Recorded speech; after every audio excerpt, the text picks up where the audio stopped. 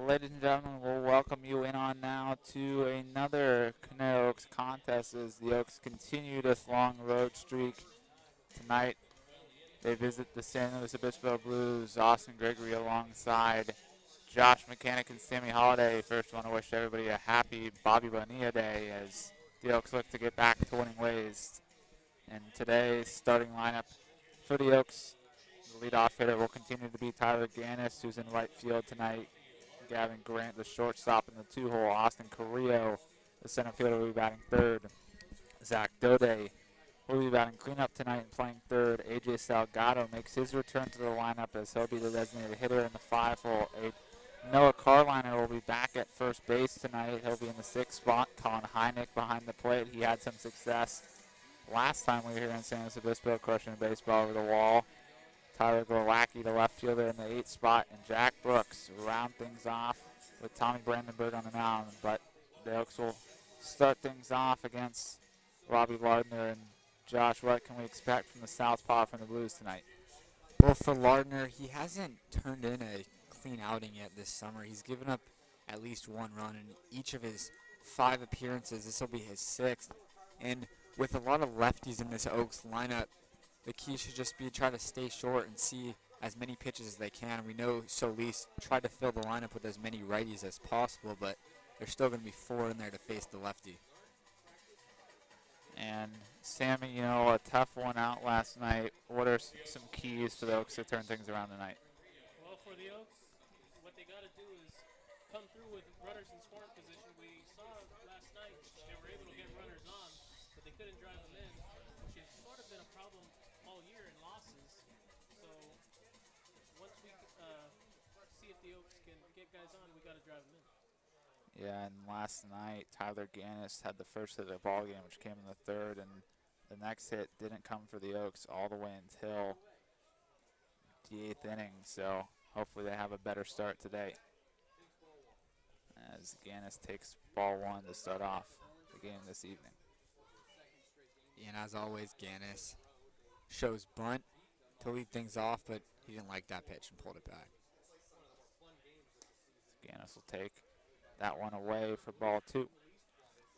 And as we know, Gannis off to a red-hot start this summer. His average has now dipped below 600, I know. Terrible. He's at 585 for Tyler Gannis. He squares, gets that one down the third base line. That's going to be a fair ball. So it's going to be an infield single for Tyler Gannis on the bunt. Its third baseman tonight is Tate Samuelson, and he tried to wait to let that one roll fair, but his glove was still in fair territory with that baseball as it went off the bottom of his glove, and Gannis was already the first base. So it'll be another bunt single to start off a ball game for Tyler Gannis. He just does such a nice job of being just fine enough, but not too fine on these bunts. Gavin Grant hits that one to shallow right field. That could be a tough play. It's going to drop.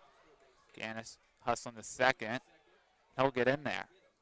And so it's going to be a bloop single now for Gavin Grant. And for Grant, that's maybe just the way he has to work now. We see when Grant barrels baseballs, he just hits them right to people. Here he pops one up and it falls in no man's land and he gets on base with the base knocked.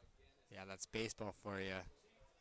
Can line out as many times as possible and you get that one break. Maybe this blooper here from Grant can turn something around for him.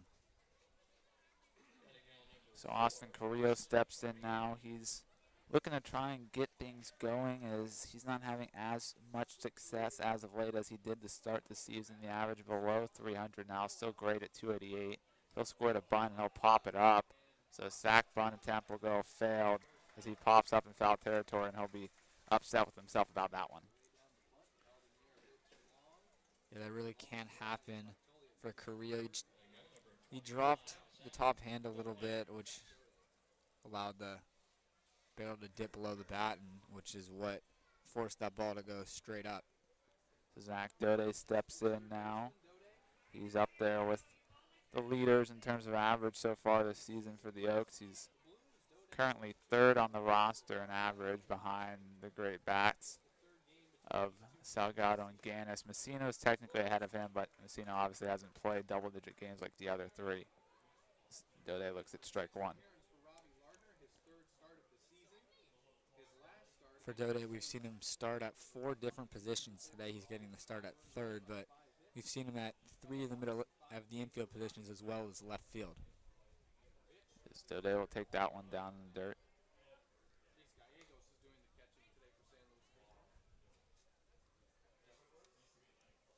Good stop back there from Gallegos, the catcher, keeping Ganus and Grant at their respective bases. 1-1 count now to Daudet. The outside slider from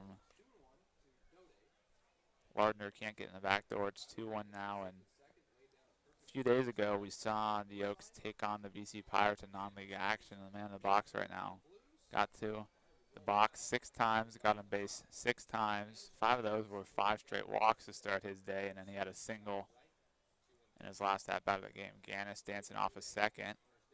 Daudet will shoot that one to right field to be another base knock. Ganus will be held up at third by Coach Raymer, so it'll be a bases-loaded opportunity for AJ Salgado's first at-bat since coming back from that hip flexor injury. Yeah, Daudet's been great at the plate lately, and I'm not sure what he takes more personally. He reached base 6 times, but he also didn't allow the Forester fans to get free beer, as they did pick Zach Daudet to strike out yesterday, and of course he didn't do that. And I said before the game it was a stupid decision to pick him of all people. And so Salgado steps in now, the second hottest bat on the Oaks, which is also the second hottest bat in the CCL, as that one will get him inside as he'll foul that one off his hands. First action for Salgado in a few days. He's been nursing a hip flexor issue, but team trainer Yoshi traveled with us today, and he worked out with Salgado a lot pregame. Salgado will take that fastball upstairs for ball 1. Salgado, the only player on the Oaks right now in double-digit RBI territory, and no one's even really close as it now. So he'll lean out of the way of that indoor breaking ball that can't get inside.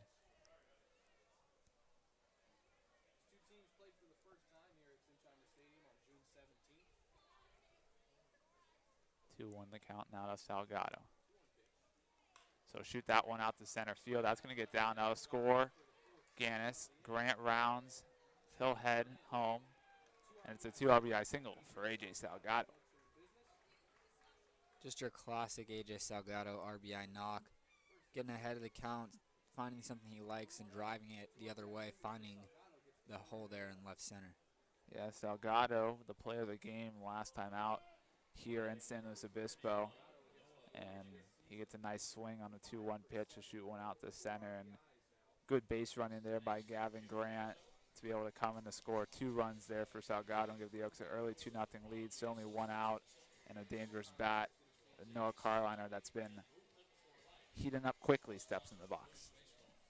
You mentioned also the base running there from Grant. That's why you check your outfielders when you get to second base so you know where they are on dinkers that are going to drop in front of them. Grant got a great read there and was gone on contact.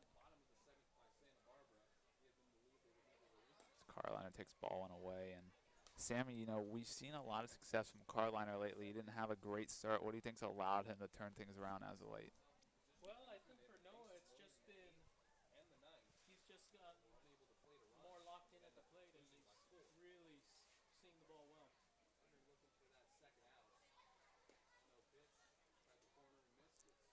Yeah. We're also seeing less chases from Karliner as he took that 1-0 pitch just off the plate. Karliner's discipline at the plate has gotten better, which has allowed him to get in hitter counts and see better pitches. 2-0 count. Karliner pops that one up a mile high in the infield. That's going to be an infield fly. This Gallegos will squeeze it. That's an unfortunate one for Karliner. And Karliner, we've seen kind of the change in attitude for him. Josh, is Sammy's going to have to step away for now as we're having a little bit of issues with his headset. But, you know, when we came here the first time, Josh, Karliner, the clown of the team. And for now, it's Hynek who's taking that role, and Hynek steps in the box now. Yeah, Hynek and Karliner are the 2 guys that are And always Sammy, too. enlightening us on the bus. Yeah, Sammy as well. Hynek chases the breaking ball down there for strike one.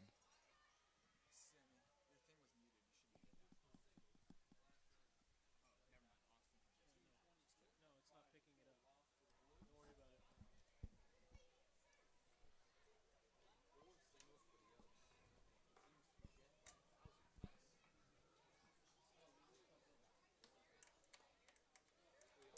That one's in there for strike two. Hynek behind the count 0-2 now. The first time today we'll see a chance of hot sauce. Yeah, and Hynek struggled a bit. Struggled a bit yesterday, was striking out a few times against the Foresters, so he's looking to change that today. The 0-2 delivery, Hynek rolls over that one, foul. Yeah, Hynek, we've seen kind of now a rotation now of what's going to be the consistent everyday lineup. You know, the corner outfield spots are starting to finally get locked up. Those are really the last spots that we're going to see a starter and maybe first base, but Hynek and Durfee have become the primary catchers out of the late for the Oaks. As Karliner swings, foul tips that one actually, and he'll go down on strikes. The Oaks bring two across on 4 hits and give Tommy Brandenburg a 2-0 lead. And what can we expect today, Josh, from Tommy Brandenburg, the starter for the Oaks? We'll just expect a lot of strikes from Brandenburg. He's not going to walk very many batters. He's also not going to strike out too many either, but he for sure will find the strike zone and let his defense work behind him. This was a guy who started the longest, well, at the time, the longest outing for an Oaks pitcher against the Barons last week, where he picked up the loss over 6 innings, but he was able to show his longevity, and now against a talented Blues team, he'll try to continue the distance in a lengthy outing, just try to limit the damage. It will be Nathan Shamela, Aiden Anderson, and Chase Gallegos, the 3 to start things off. Once Brandenburg's ready on the mound, we'll be back when Shamela steps in the box.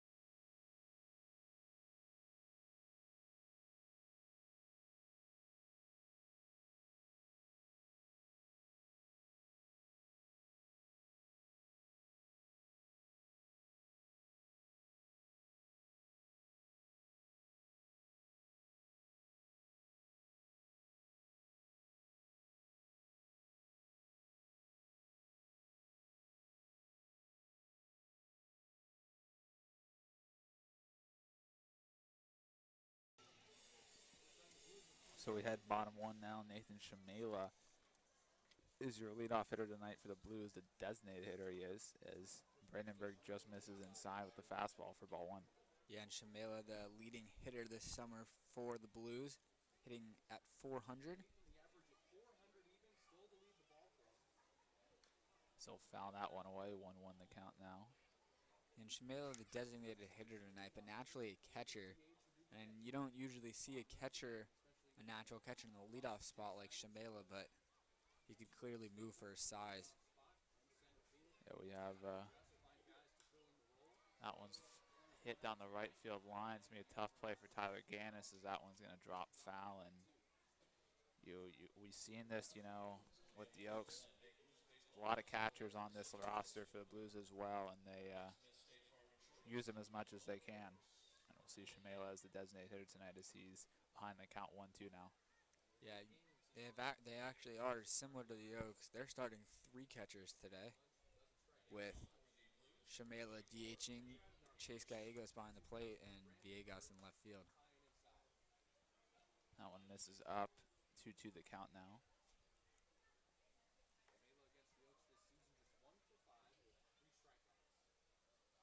2-2 delivery from Brandenburg. That one's rolled over foul as Shamela is early on that one. Fouls that down towards the Oaks bullpen. Good hustle out there by Michael Stanford to hop the fence over the bullpen and run out the field play and grab that one. In their loss here against the Oaks, Shamela went 1 for 5 with 3 strikeouts. Brandenburg goes off speed. Shamela fouls that one down. Count remains tied at 2.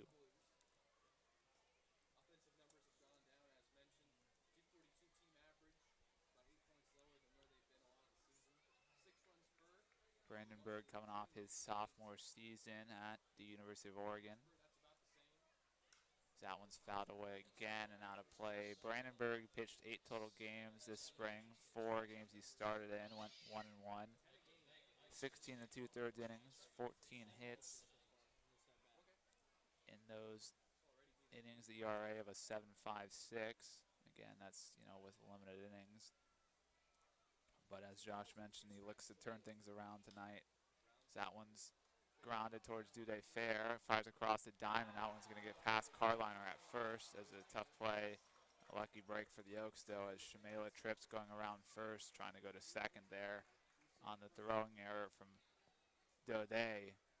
And it'll just end up being an error on Zach Daudet. Yeah, it's a tough play for Zach. He did a nice job of getting that second hop, or stopping it from bouncing a second time, getting it on the first hop, and throwing on the run. He had a little bit more time, I think, than he realized, and threw the throw short. And I was actually surprised that they called it a fair ball, as it did look like Zach might have been in foul territory, but I think that's what Coach Solis is saying as well. With only one umpire that has an angle, there's no point in having that discussion, as it will not get overturned, but unfortunate for Brandenburg and the Oaks.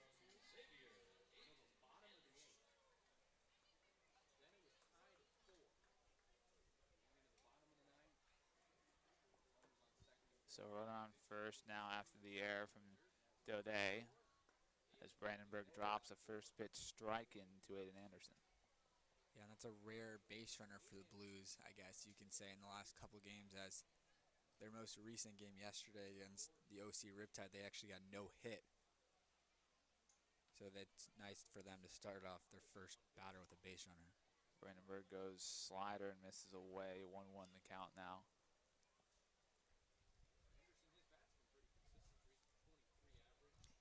Anderson's having a good summer so far. One of the leading hitters for the Blues, hitting about .320. 1-1 now. That one misses up. 2-1 now. He also, for Anderson, leads the team in stolen bases, and he's more than double the next closest player.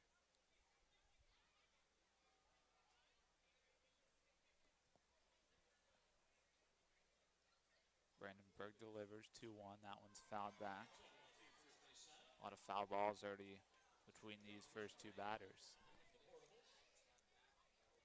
Which isn't something you love to see as a pitcher or a fan. That just means that Brandenburg doesn't have great swing and miss stuff right now, as the Shamela at bat had 3 foul balls with 2 strikes. 2-2 the count now here. Brandenburg delivers. The off-speed pitch just misses inside. Count runs full. Brandenburg looking for a ground ball here, but with the speed of Anderson, it'll be hard to double him off, and it'll be extra hard here with Shamela most likely going. It's 3-2 pitch. 3-2 delivery. That one just misses for ball 4. So 2 base runners early on for the Blues with nobody out. Yeah, it's a tough one there from Brandenburg. He just misses inside with that pitch, but Anderson did a good job there just fighting off pitches until he worked the walk.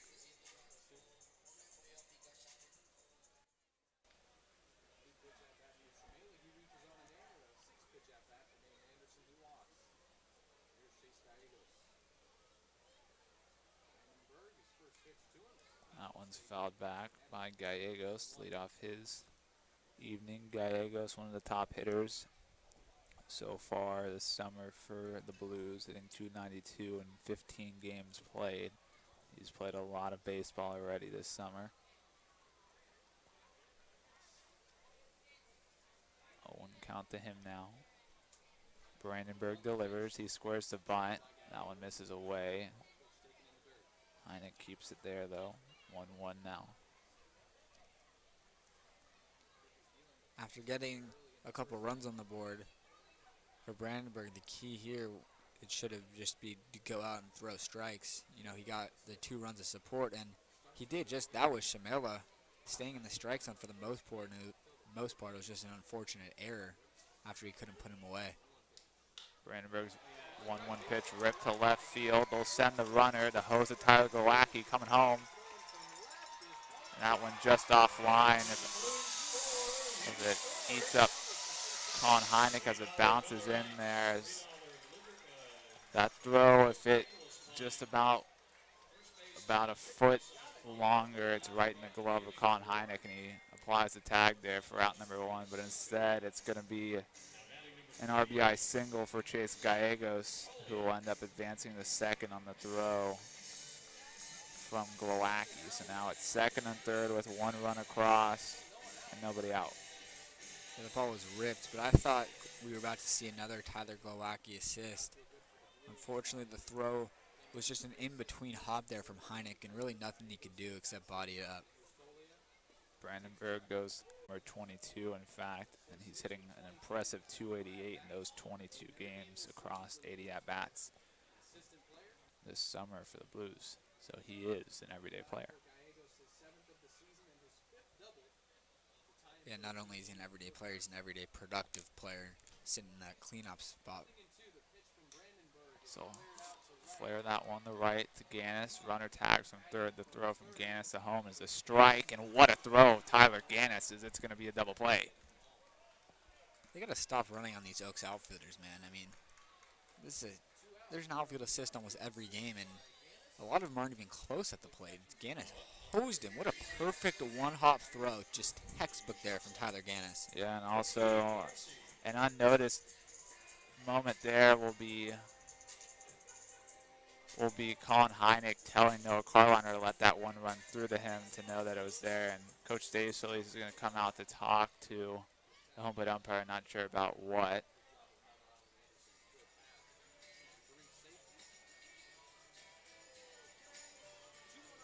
Yeah, I can't think about what that conversation would be. If it was the Blues coach, maybe it would have been for Hynek blocking the plate, but I'm not sure exactly what that conversation was. Maybe my only guess would be Gallegos on third. Maybe he left second early or something like that. That too, but But they didn't 2 even outs. appeal. 2 outs now. His first pitch to Cody Darcy is fouled back. Cody Darcy was the birthday boy last time we were here. He's hitting .222 through 16 games so far for the Blues, and Gallegos stands on third now, but rather than there being only 1 out on what was looking like a sac fly RBI for Zach Tolia, ended up being a double play ball after a big throw from Tyler Gannis in right field, who becomes, I believe, the 3rd player to have an outfield assist from the outfield to home plate for the Oaks this summer. So go off-speed pitch, drop it in there for strike 2, 1-2 the count now. And the other 2 guys who had those outfield assists are on the field right now. Tyler Glowacki in left and Noah Karliner at first base. Yeah, the Oaks got some hoses out there in the outfield. 1-2 the count from Brandenburg. He gets that one popped out to Carrillo in center. Carrillo drifts back. He'll settle under it. So Brandenburg ends up getting out of it with the lead still intact after a great play from Tyler Gannis out in right field. So the Oaks keep their lead as only 1 run scores after second and third with nobody out. My apologies, first and second with nobody out, and then second and third with nobody out becomes a little bit of magic. So it's a 2-1 game heading now to the top of the second with Glowacki and Brooks up for the first time and Gannis for the second time today. We'll be back.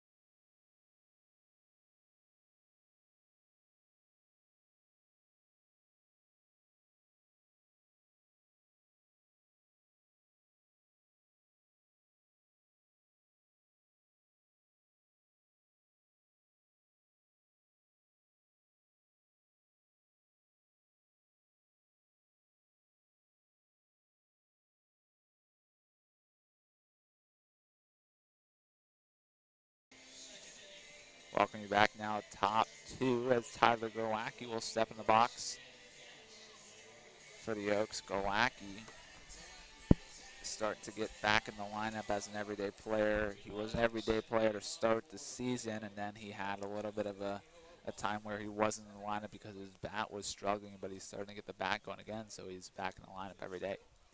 And so he'll take ball one inside from Robbie Lardner. Yeah, and this is definitely a guy who you do want in the lineup just because of how good his defense is. And if you can get the bat going just a little bit, it'll be huge for the Oaks. Glowacki holds up on that one for ball two as he doesn't chase the slider. 2-0 misses high and inside as Glowacki has to duck out of the way. 3-0 count now to him, and we'll just stand there like a statue of this next pitch. Yeah, and you mentioned how he's been swinging the bat better. Yesterday he had an 0 for day just like almost everybody. Before that he had back-to-back days where he reached base multiple times. He will stand there like the statue as it's 3-1 now as he'll take the first strike.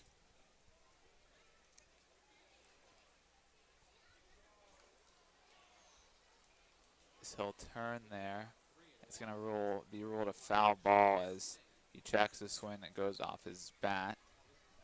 That's like slow motion. After he checked the swing, he just fell down slowly and took a seat as if he was trying to sell the HBP.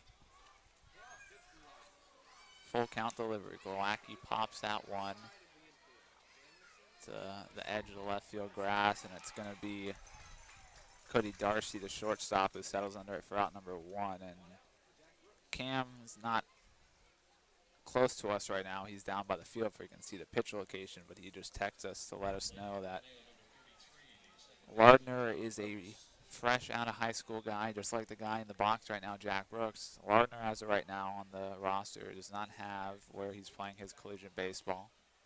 As Brooks swings and misses at strike one, Lardner topping out about mid to low 80s right now on the fastball. Not throwing super hard, but you can see the funkiness with the lefty and hitting his spots.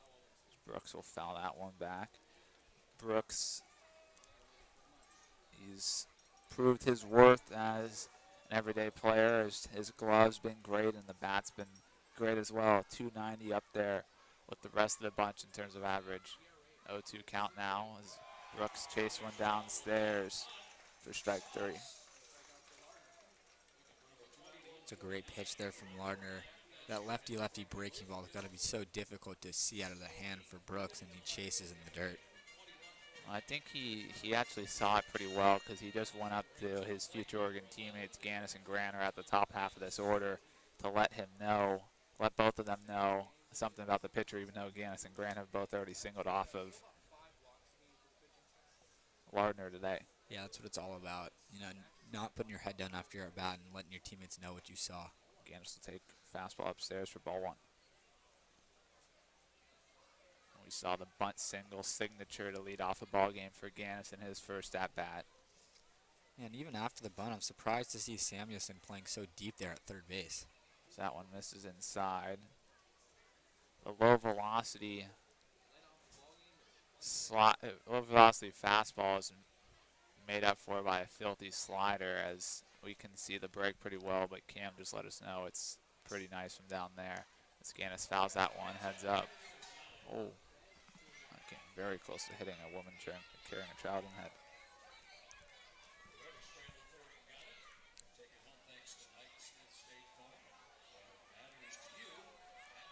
We appreciate that insight from Cam. But yeah, that slider looks disgusting. 2-1 the count now. Ganus squares the bunt, he'll pull back, take ball three. So that one's in the dirt.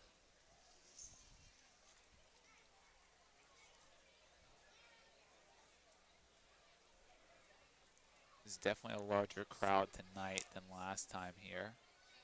He squares the bunt, pops that one up, but it'll land foul, so count runs full to Ganus now.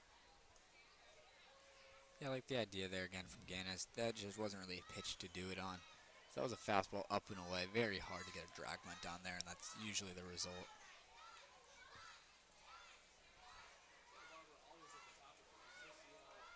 We can hear the hot sauce now more with the more fans. I see what you were saying. Ganus bloops that one down the left field line. It's a leaping grab in foul territory by Tate Samuelson for out number 3. So Oaks go down in order here in the top half of the second. We head to the bottom half of the second with E.J. Kreitzman, Colin Villegas, and Tate Samuelson due up for the Blues.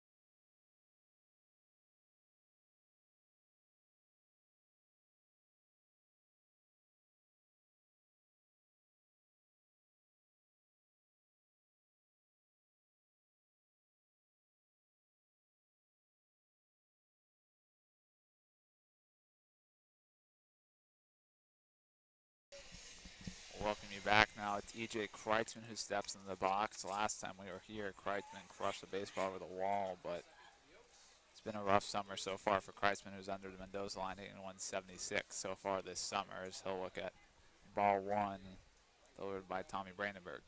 Yeah, that home run by Kreitzman that you mentioned is one of just his 3 hits this summer. And he struck out in about half of his plate appearances.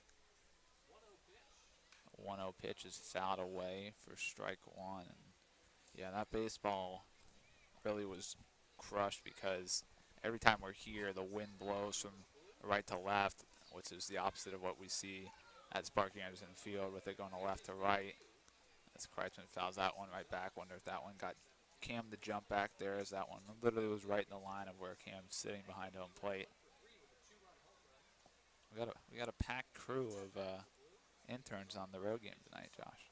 Yeah, we sure do. As everyone's here and healthy. That one misses up 2-2 now. We got everybody. We might actually have one more, I heard via rumor, next time we're here in SLO during the week. It's Kreitzman fouls that one back on the 2-2 pitch from Brandenburg. And there's a sponsor for the foul balls tonight that allows the kids to keep the balls. I'm going to presume it's like a flat rate you pay for the sponsorship, because if the sponsor's paying per baseball, he's going to be down a lot of money tonight. It's already down a lot of money. So that one misses up on the 2-2 pitch. Count runs full to Kreitzman. Seen already a lot of pitches thrown by Brandenburg in just these 2 innings. Yeah, 24 pitches in the first. Here's his 30th of the day. That one just misses, not sure where.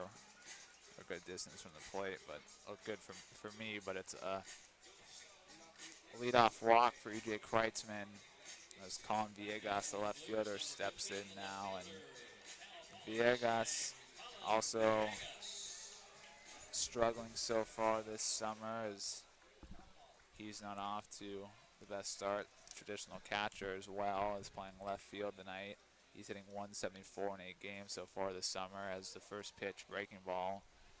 Apparently the ball, it looked like it was a strike to me, but it's 1-0 now to Villegas from Brandenburg. Yeah, 3-2 to Kreitzman. I'm pretty sure that was down. I'm not sure where that pitch to Villegas missed. Goes fastball. That one's popped foul, and it'll drift out of play to the left side. 1-1 the count now. Oh, sorry, kids. They're all looking for it, but it bounced in the Oaks dugout after hitting the fence.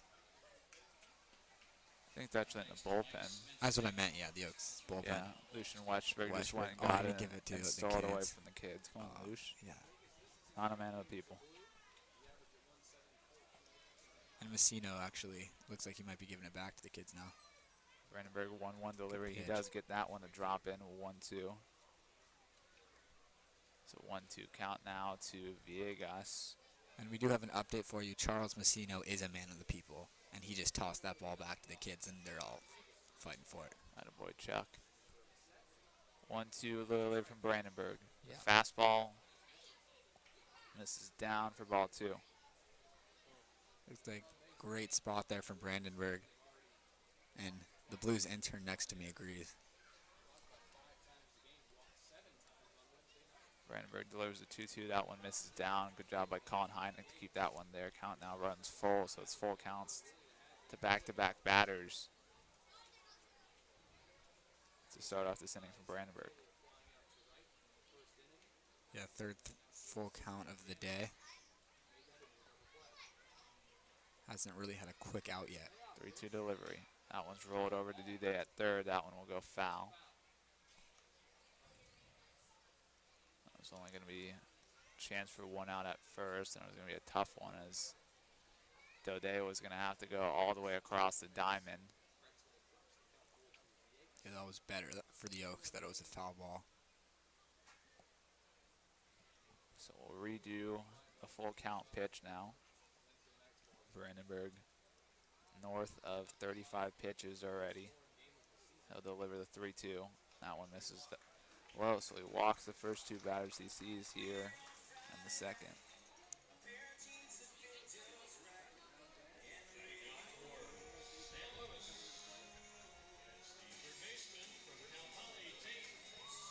Yeah, this could get out of control here for Brandenburg. He needs to just settle in and get a quick out. Tate Samuelson steps in now, and he's been struggling this summer. Only played in 4 games, but in those 4, combined 1 for 9. Brandenburg's first pitch misses. Hynek not able to squeeze that one, but doesn't go far enough away for the runners to be able to advance.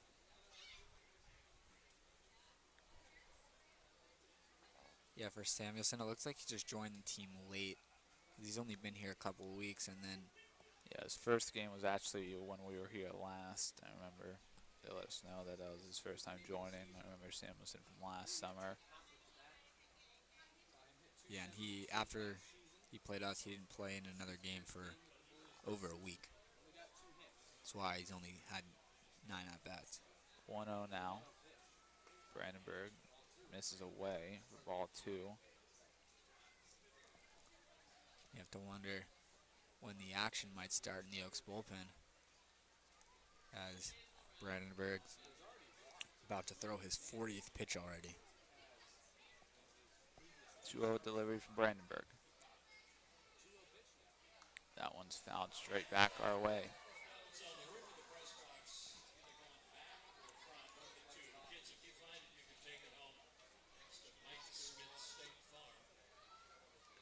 It's a 2-1 the count now to Samuelson.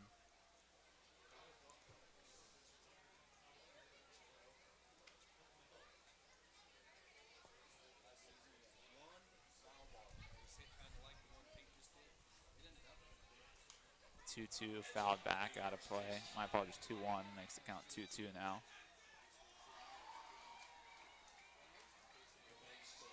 I like that from Brandenburg. My favorite thing is when the adults get foul balls and keep it away from the kids. Yeah, that just... Oh, you gave it to him, though. I think that's his son, that's why. Yeah, it is. Unless they're just hugging random kids now. 2-2 now.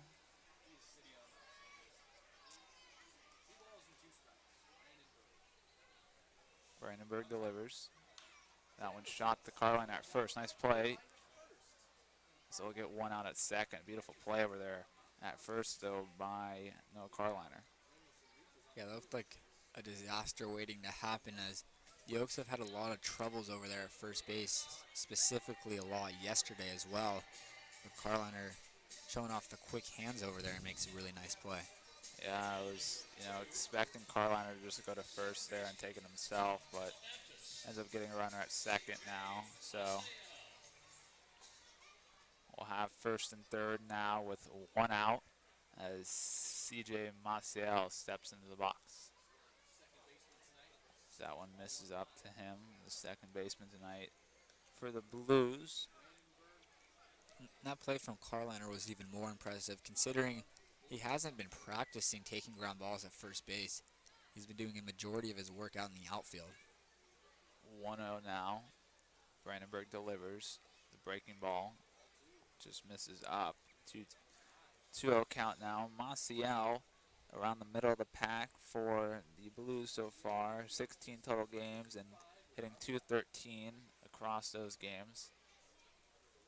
2-0 to count to him now. Brandenburg dots a fastball on the inside part of the plate for strike one.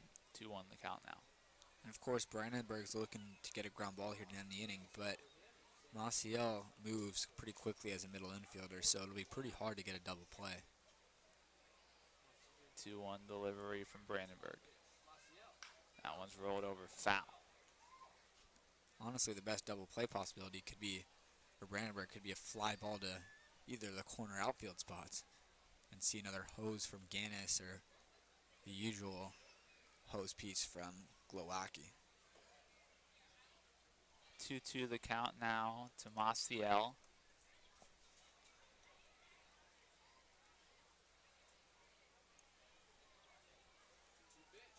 Brandenburg gets the chase for strike three. Nice pitch there as Brandenburg pulls the string on Maciel and gets him looking silly. That's perfect timing for your first strikeout of the day, and perfect timing might be, if not the first, definitely the second or the third whiff of the day for the Blues. They've been making contact with virtually every pitch that they swing at, but great spot for the breaking ball and great execution from Brandenburg. Brandenburg, that one's crushed to left field. Foul. That one from Shimela got a kiss from the wind for Brandenburg as it drops foul, as the Blues would have taken the lead there if that one drops fair. Yeah, the wind certainly helped out the Oaks there, as that one looked like it was a surefire double as it was flying down the left field line, but lands just a few feet foul. So 0-1 now to Shimela. Shimela reached on the error on Zach Daudet in the first, as it was a tough play as he had to try to go from third base all the way over to first base, literally, and he just bounced it short of Karliner. A nice pitch there from Brandenburg as that one paints the inside part of the corner of the plate, as Shimela froze for a second as he thought it was going to be inside, but now he's behind the count 0-2, and Brandenburg has a lead in the count, 0-2 now. It's a dangerous hitting Shimela.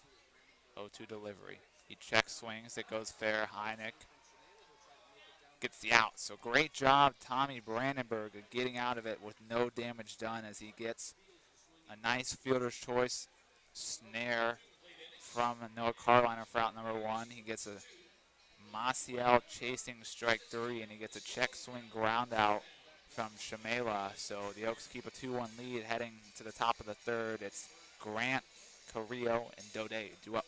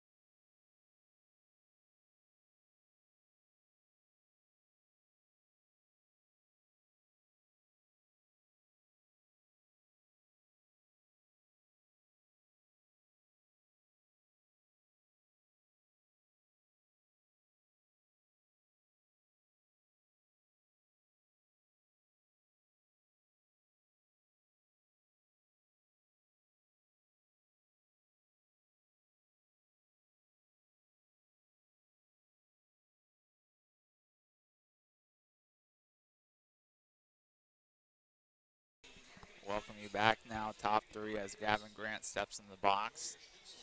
He singled in his first plate appearance of the day back in the first, as he'll step in for the second time now, and he's looking to get his bat to find some holes, as he's been hitting the ball, it just hasn't been falling. And today it certainly fell on a blooper over the first base bag. Just a lucky break there from Grant. Squares the bunt. It's a beauty down the third base line. It's going to keep rolling, keep rolling, keep rolling, and a beautiful bunt single from Gavin Grant. Just perfect bunt there from Gavin Grant, and that's just something you love to see for a guy who's been struggling at the plate. Drop it down a bunt, boost the confidence, and now he's gotten 2 hits today. I wonder if the bunt wizardry is a course amongst the Oregon baseball team. Quite possible. It's also very possible that Cody Raymer is super hard on them. We see during batting practice they bunt twice before they start the round, and knowing Coach Raymer, he's probably making sure that they get it down and making sure that their technique is perfect. Carrillo steps in now, so he'll take ball one up, and what Josh says day is not just referring to Grant and Gannis. He's talking about every single person on the lineup, including the big bats like Hynek, Karliner, Durfee. They all square before they start swinging the bat. So 1-0 now to Carrillo, so he'll take ball 2 away. Yeah, everybody's practicing bunting because you never know when that situation will come up. Coach Raymer told me a story one time where Bobby Dahlbeck plays for the Red Sox now. They were teammates at Arizona, and Dahlbeck tried to lay down a bunt in the College World Series and didn't get it down, ended up striking out, and they lost the game. 2-1 now as that one's dropped into the zone by Lardner for strike 1, 2-1 count to Carrillo. So the point is, doesn't matter how good you are, you're never out of the question for bunting. Grant goes for second. He's in there. Great jump there by Gavin Grant as he got the timing down from Lardner, and he gets in there. And I honestly think, Josh, that's the first guy I've seen this summer slide in the second on a stolen base feet first. I was thinking the exact same thing. Always sliding head first. But hey, it worked. His second stolen base of the summer. 3-1 count now to Carrillo. Lardner delivers. Carrillo works a walk. Carrillo held up there for a second as he didn't want to toss away his bat and have it called strike 2, because we know when that happens, the zone expands. And before Zach Daudet comes to the box, see him have a conversation with Coach Dave Solis. Daudet 1 for 1 today with his single that loaded the bases in the first prior to the AJ Salgado 2 RBI single that followed him. So now 2 on, nobody out. Chance to load the bases or drive in some runs for Daudet with Salgado looming on deck. He might be bunting here. That might have been what that talk was from Solis, but with how hot he is, I'd let him swing away.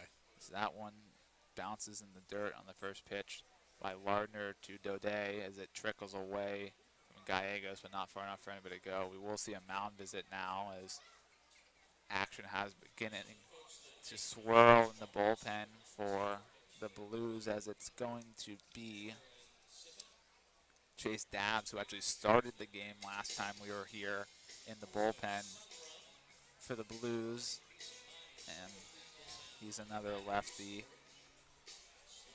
But they'll just have a mound visit here to try and get Lardner, the young recent high school grad, to lock on in as he's trying to find the zone and keep his team at just a 1-run deficit right now, as he has 2 runners on with nobody out, as the heart of the order is due up for the Oaks. Yeah, this is certainly a scary part of the Oaks lineup, with Daudet, Salgado, and Karliner all hitting above 370. So 1-0 now to Daudet.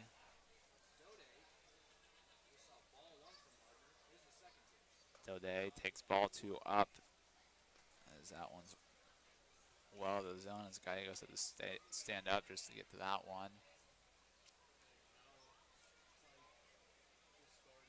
see how long Lardner's leash is going to be now. 2-0 delivery to Daudet. He'll rip that one, and I'll get through. Grant will be sent home. He's in there. It's an RBI single for Zach Daudet. Zach Daudet is seeing the ball so well right now.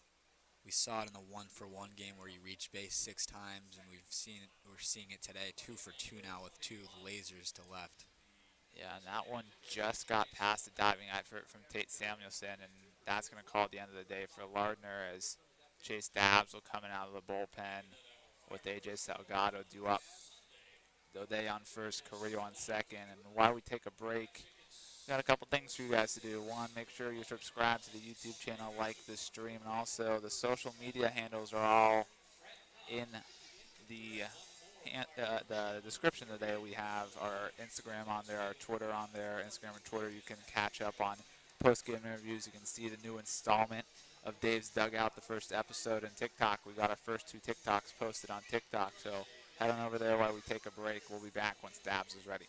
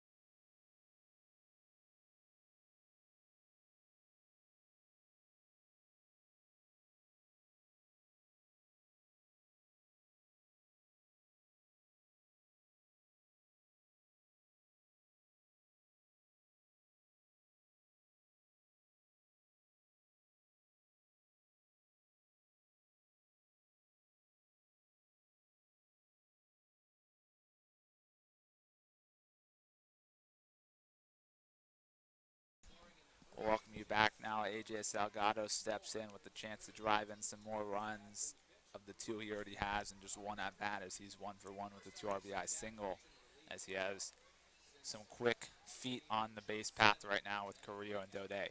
So he'll take ball 1 away. And he'll face Chase Dabbs, who I believe was removed from the starting rotation for the Blues after his last outing, in which he only got 5 outs, but gave up 7 runs to the Foresters in a 13-2 loss.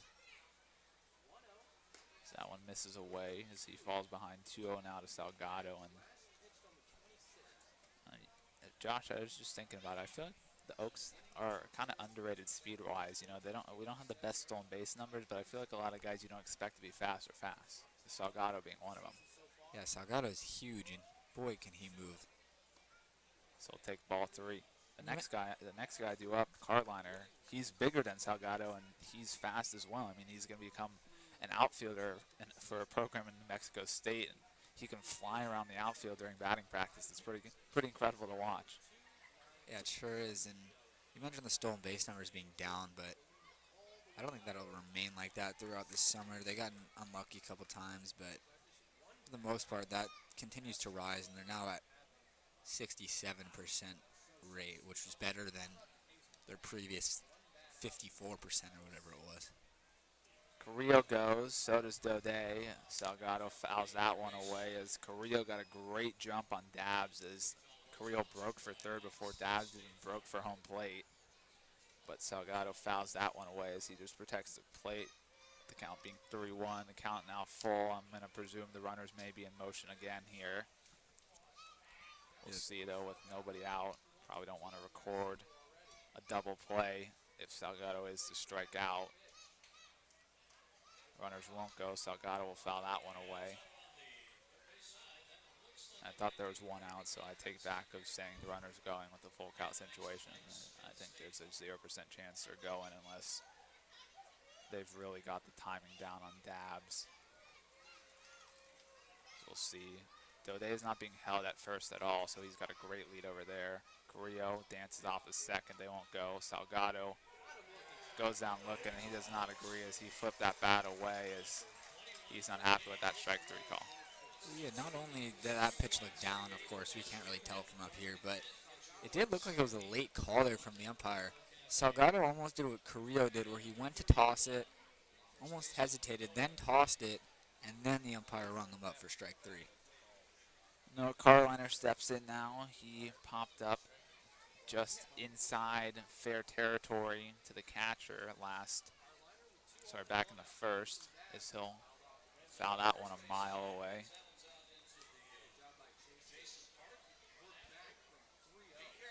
Of course, the Oaks are happy with the 1 run they got, but with first and second, nobody out, they'll sure like to get another at least. So 0-1 the count now. The Karliner. Dabbs delivers. Carrillo is picked off as he went before Dabbs delivers. Daudet is going to stand on second for now as they'll chase down Carrillo, and he'll be tagged out at third.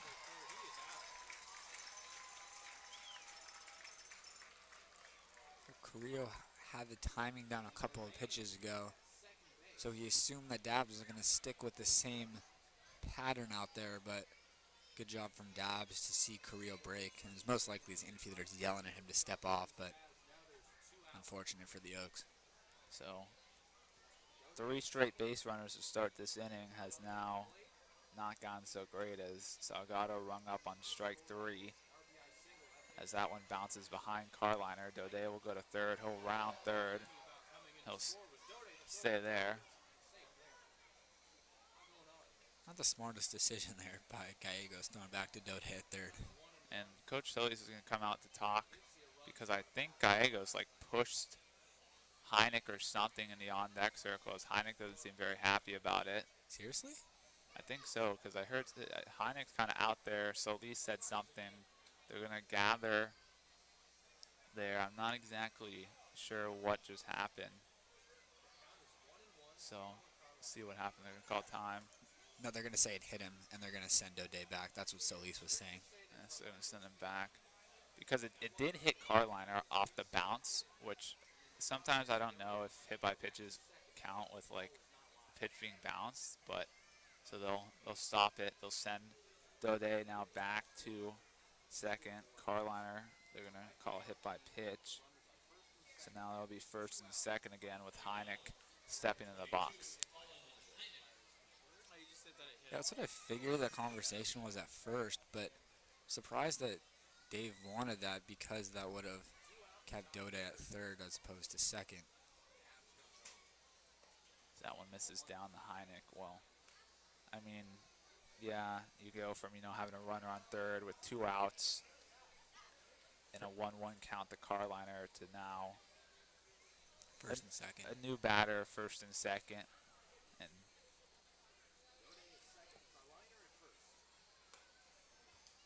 that one misses up. And I mean, Hynek and Karliner sitting about the same average-wise in CCL play right now. So it's really pick and choose between the two of them, as they're pretty similar hitting-wise, as Hynek fouls that one back.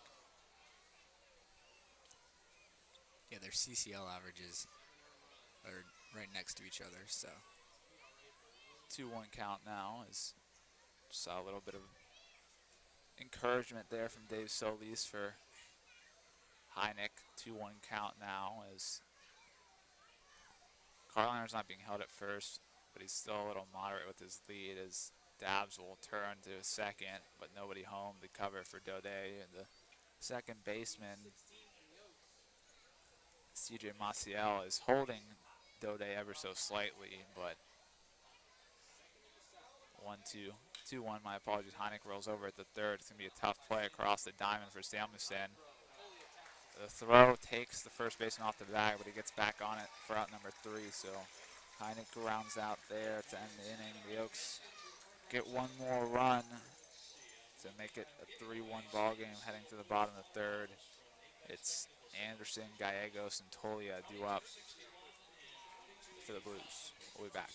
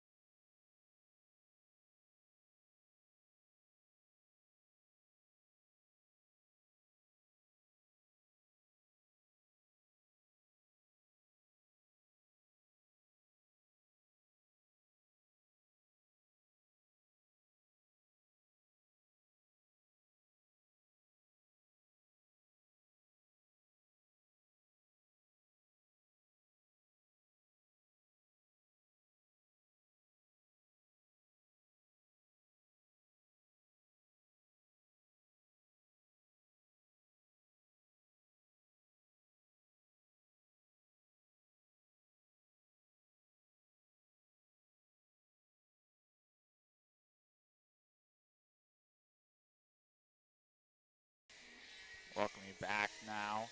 Tommy Brandenburg still on the mound for the Oaks as we take you into the bottom of the third. And the first batter that he'll face is Aiden Anderson, who was gunned at home for out number 2 back in the first by Tyler Ganus on that double play. There's a nice first pitch breaking ball from Brandenburg, gets the inside part of the plate for strike 1. You just love to see it. Anderson flails out of the way of that one, thinking it's going to hit him, and it drops right in the strike zone. Brandenburg goes breaking ball again. No swing from Anderson. 0-2 now. And Anderson, another great bat so far this season for the Blues, as he's hitting .323 this season. As he chases strike 3, that one gets away from Hynek. It's going to be a tough play. And so Anderson's going to reach first on the drop third strike. Well, that's unfortunate for Brandenburg, who just completely disheveled Anderson and made him look silly with 3 straight breaking balls. This time, this one was in the dirt, and Hynek couldn't keep it close enough. Which is very un-Colin Hynek-like, by the way. So it's going to be 2 times in 3 innings that the leadoff batter reaches via a blimp, as Brandenburg will now have to get an extra out this inning, as he has now pitched 4 straight strikes to start this inning as Chase Gallegos takes strike 1. And that's a pitch that Brandenburg can continue to go back to, that breaking ball in the dirt. Hynek's going to block that pitch 90% of the time, though it just unfortunately got away. That one's got out to shallow right field. Ganus charging in. He'll settle under it easily for out number 1. After no quick outs in each of the first 2 innings, that was much needed for Brandenburg, getting a pop-up on 2 outs, and it should have been the second out for him.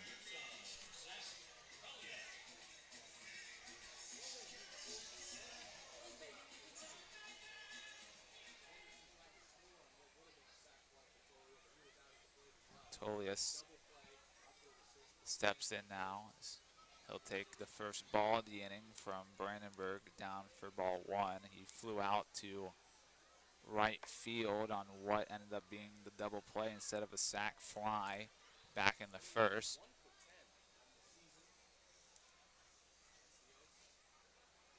Tolia, despite his strong start playing every day, has not done well against the Oaks. Runner goes. That one bounces away from Hynek because it's in the dirt from Brandenburg. Anderson, he's got wheels over there, stealing his third bag of the summer. 2-0 now is the count to Tolia.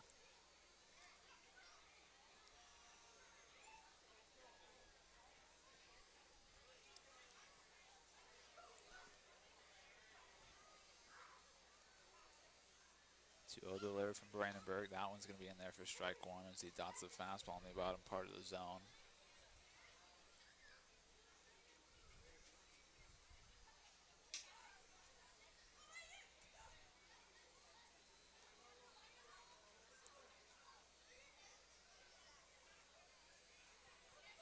Two-one delivery from Brandenburg. Checks on the runner at second. He'll turn that way. He'll just pump fake him back to second. Just want to be careful with the fleet-footed Anderson, who has only stolen now 3 bases this summer. But obviously doesn't want to let him go to third with only 1 out. As Brandenburg delivers the 2-1. That one skied the right field. Long run for Ganus, but he gets there. And that will move over Anderson to third. Good play over there in the corner by Tyler Gannis as that ball was hit down the right field line, and he made it look easy, and then spinning and throwing, getting it back to the infield quickly. Cody Darcy steps in now.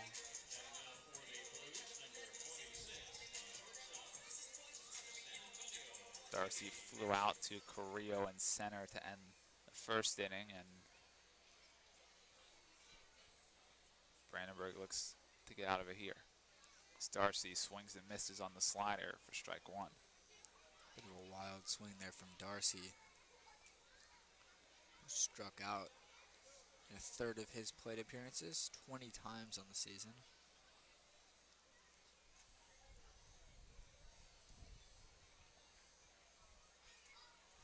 Brandenburg delivers. That one shot to center field. Carrillo gets it. So conventional 4 up, 4 down as Brandenburg gets 4 outs this inning and still not able to score a run, as Brandenburg's done a great job of keeping the Blues from chopping away at this lead. As the score remains 3-1, we head to the top of the 4th with Glowacki, Brooks, and Gannis due up.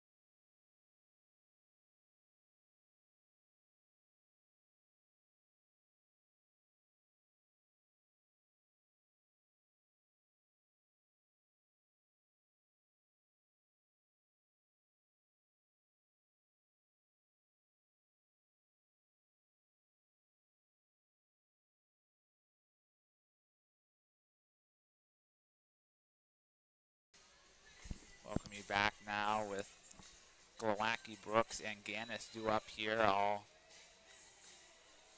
for their multiple plate appearances in just a short amount of time, as it will be the second at bat for Glowacki and Brooks and already the third for Gannis in just 4 innings. And Chase Dabbs still on the mound for Blues.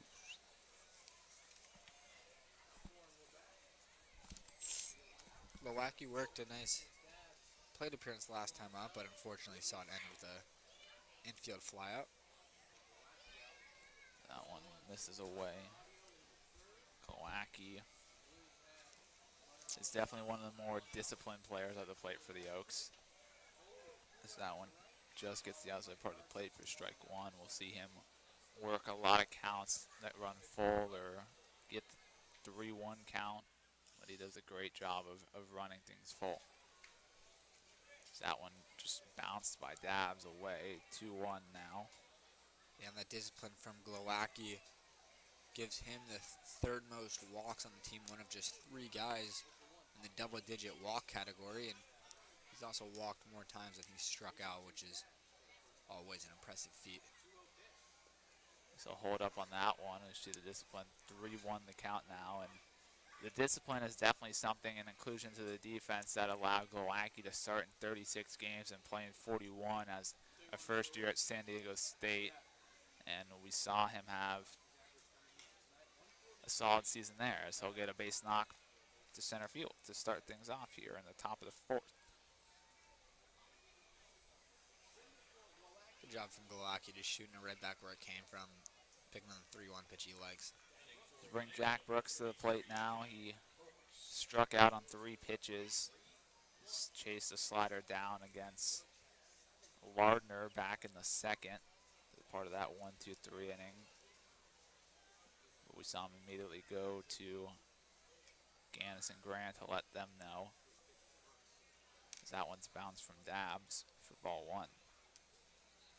It was a very un-Jack Brooks-like at-bat last time up, the 3-pitch strikeout, but like you said, Austin, he didn't put his head down. Instead, he let the next 2 hitters know what they were going to see.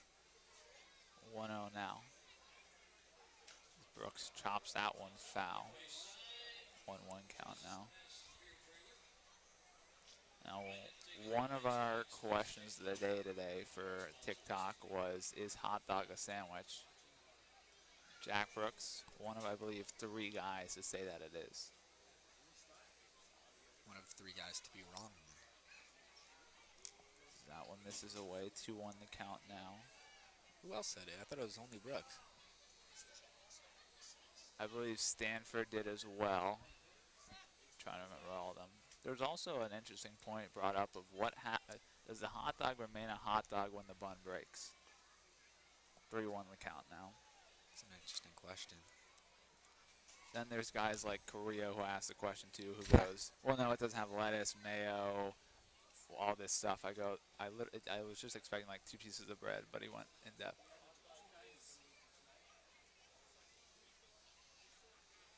(3-1) now to Brooks as he'll work a walk. So 2 base runners in the first 2 batters for the Oaks here in the top of the 4th, which brings the top of the order here. And Tyler Gannis for his 3rd plate appearance already in the 4th inning, and see if the Oaks can have more success to start this one as we see action brewing in the Blues bullpen now, as Dabs hasn't had the best success coming in. As with Gannis coming to the plate, he'll... I think that's it. I think Dabs is done. Let's see, the pitcher in the bullpen still throwing a little bit. We'll see if a call to the bullpen is made. Wouldn't be surprised if they go to the righty in the bullpen with 2 righties, 2 upping, Gannis and Grant. Last inning, the Oaks started things with 3 straight base runners to start the inning as Grant singled, and then he came around to score on the Daudet RBI single after Carrillo walked. And then with 1st and 2nd of Daudet, Carrillo gets picked off in a pickle after Salgado strikes out looking. And then Hynek grounds out, so only 1 run comes out of 3 leadoff base runners. Now there's 2, and we'll see what Gannis does here. He squares the bunt, he'll pull back. That one's bounced past Gallegos, and so now it'll be 2nd and 3rd, nobody out. Thought that got Gannis, I guess not. Actually got the home plate umpire, who's a bit shaken up. Yeah, so we'll see a little stop and play here as the 1st and 3rd base umpire will come check on the home plate umpire. One of the trainers for the Blues will come check on him as well. I'm not sure where that one got him. I think it might have gotten him in probably, if I had to guess, part of the leg that's not protected by the leg guards. Yeah, just based on the way he's standing, don't think he got him in the best spot.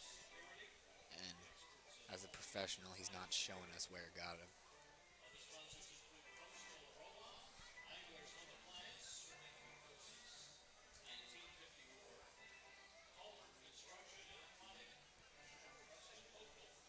So we'll see.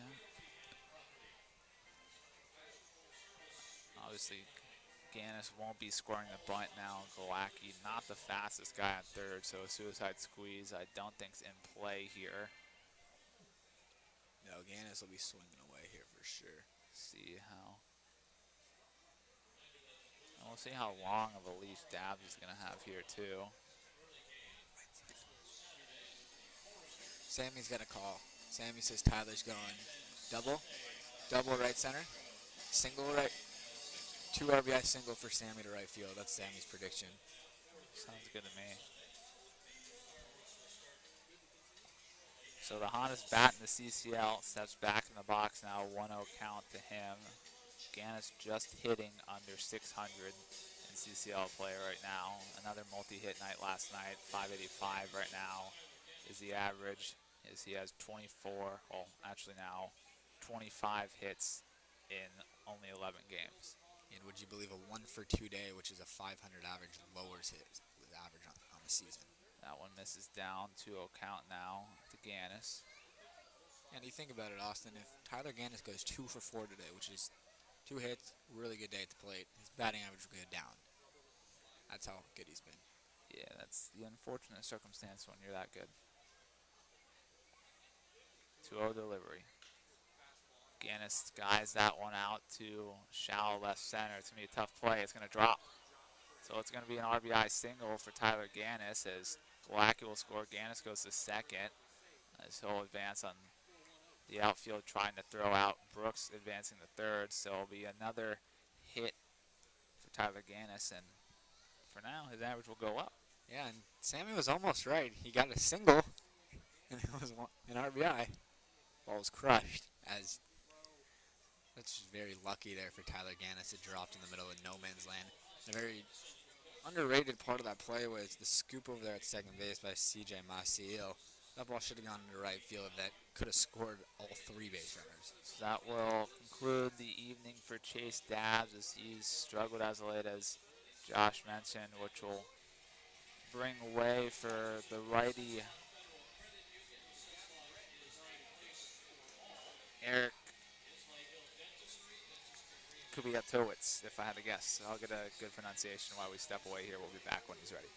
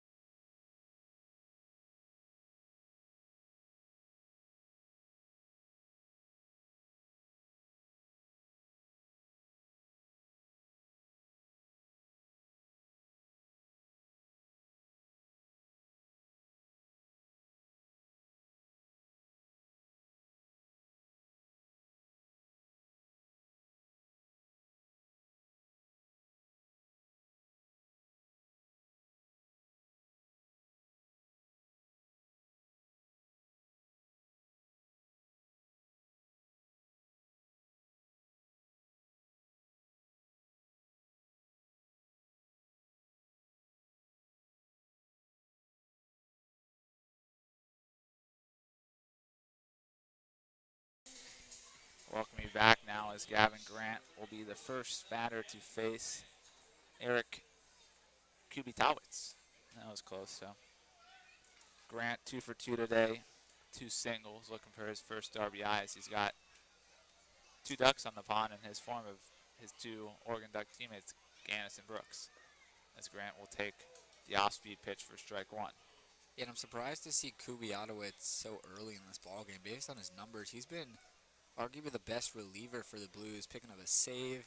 And his last outing where he went 3 innings, giving up 2 runs, was the first time he's given up a run this summer. So he'll take the fastball inside 1-1, and with him being their best reliever, maybe they just want to throw the best guy out there and try and stretch him as long as they can, as this is already their 3rd pitcher and only 3+ innings. Yeah, that's exactly what it's going to be, especially because he hasn't pitched in over a week. So this is definitely the Blues thinking that this might be the closest this ballgame will be and the best chance to throw Kubitowicz and just keep it a 3-run ballgame. 2-1 the count now as Grant holds up on that one. Corners are in. It's Grant. Doesn't swing at a breaker that drops into the zone. Count now even at 2 with Austin Carrillo waiting on deck. I thought that was the one to hit for Grant. With first base open, knowing he's getting breaking balls, that one hung up there. I think he thought it was too, but just too late. 2-2 delivery now. Grant ducks out of the way of the fastball that almost gets him. Count now runs full.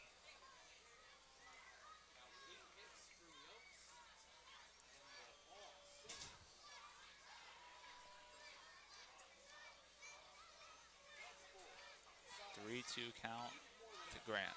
Ganus on second, Brooks on third. Grant works a walk, and he'll load the bases for Austin Carrillo.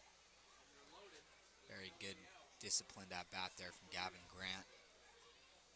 Falling behind 2-2, taking a fastball borderline in, and then taking the 3-2 breaking ball in the dirt. And, we saw Carrillo off to a really hot start. At one point leading the CCL in averages. He was up to 465 at one point this year, and the average has dropped down since.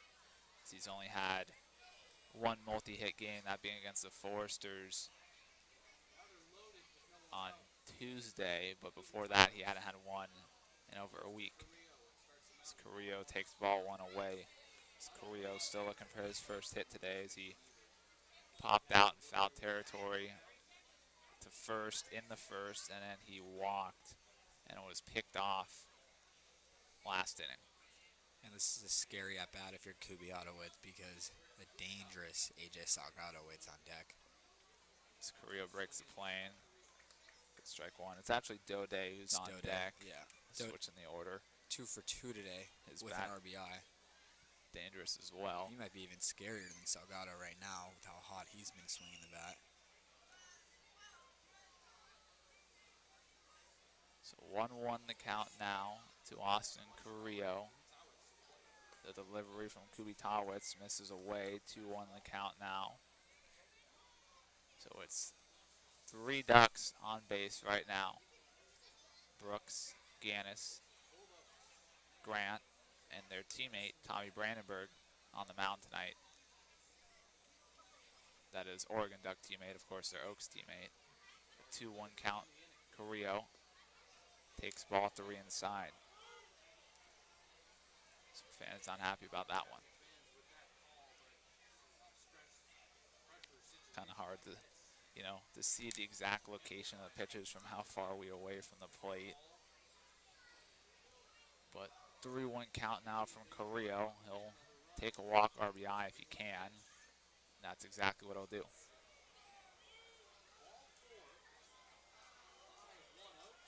Good disciplined at bat there from Carrillo. A couple of those pitches were very borderline, ones that he could have swung at, but knowing that a walk would get the job done, Carrillo just takes his walk and his RBI. Some fans not happy with the umpires. They'll continue to let him hear it after that walk. So Zach Daudet steps in now as he's, as Josh mentioned, hot as of late and off to a good start tonight. 2 for 2 with an RBI. So he'll take ball 1 down. He's got a great opportunity here to pick up at least 1 more RBI.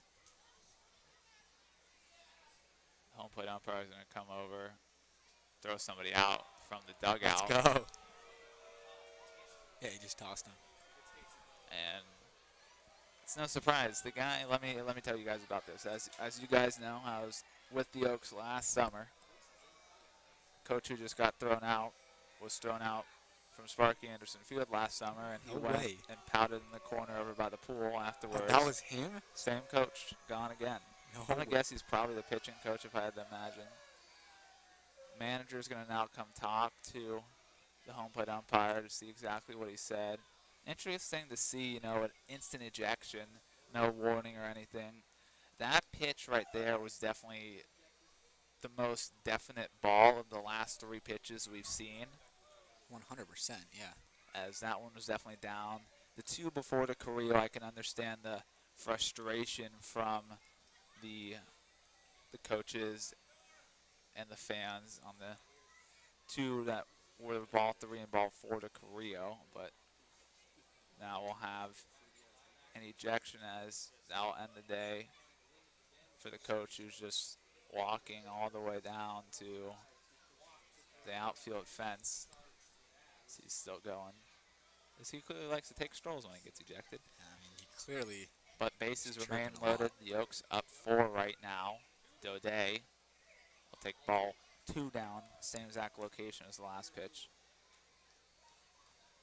We'll see how well the umpires can handle this game with already an ejection, not even through 3.5 innings. Daudet will take strike 1 on the 2-0 count. And a sarcastic cheer from the crowd now. Dude, these fans know that they're down 4 runs. Like, it happens. There's only one true home plate umpire at a baseball game. As Zach Daudet crushes that ball to right field. That ball's going to drop past the head of the right fielder. Ganus scores. Grant scores. Carrillo rounds 3rd. He'll head for home. It's a bases-clearing triple for Zach Daudet.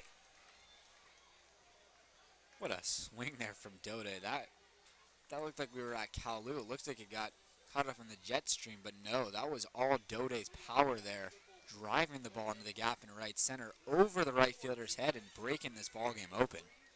Yeah, and I mean, with the way that the wind is, it's calmed down a little bit, but it's still very strong right to left. And I mean, who knows if there's no wind, that could have been an opposite field grand slam for Zach Daudet, but instead he'll be standing on 3rd with a stand-up bases clearing triple. AJ Salgado in the box now as he'll take strike 1.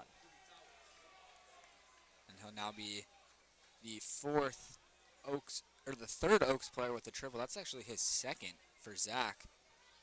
The only player on the Oaks with multiple triples. So that one misses now, 1-1 now to Salgado.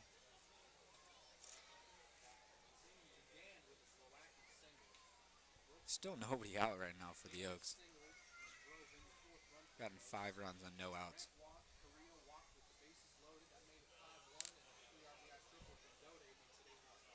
Salgado will say he went, so 1-2 count now to him. This is actually remarkable to think about. So the Oaks have had 6 runners with nobody out. Say the Pirates, the Pittsburgh Pirates, sent 11 guys to the plate before picking up the first out in an inning. Incredible. I don't know how that's possible. Salgado, save broke the plane, so check swing, they'll fire to first, and Salgado, 2 unlucky breaks in his last 2 at-bats. Yeah, 2 surprisingly not very well disciplined at-bats from AJ Salgado with a runner in scoring position in less than 2 outs. It's back-to-back innings that he struck out. Yeah, I mean, to be fair to AJ, just back in the lineup after picking up that hip flexor injury, so he went from playing a lot to having a lot of days off, just trying to get back in a healthy hack there from Karliner. Misses strike 1. And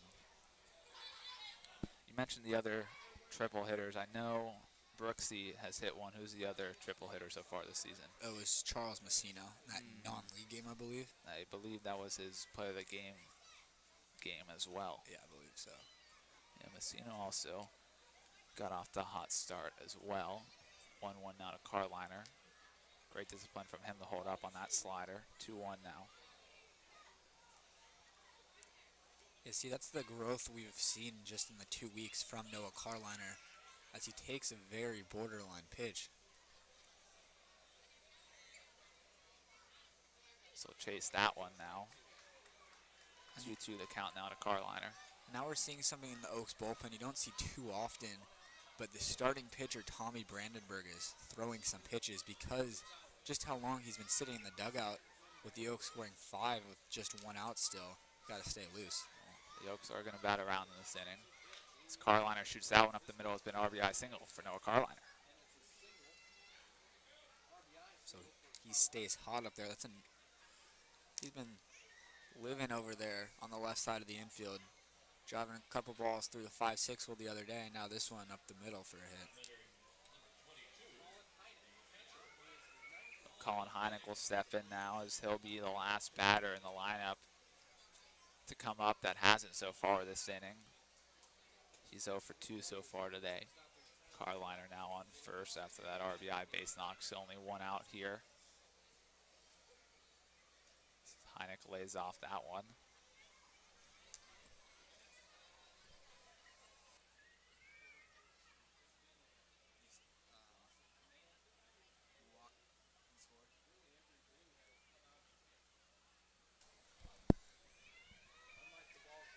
One 0 the count now. 2-0 now as Hynek will look at 2 straight balls to start his 3rd at-bat of the day. Tyler Glowacki waits his 2nd at-bat of the inning on deck. It's ball 3. Karliner started the break for 2nd, but he'll retreat. So 3-0 now. Hynek. Don't think they'll give him the green light, even though it's an 8-run ball game right now.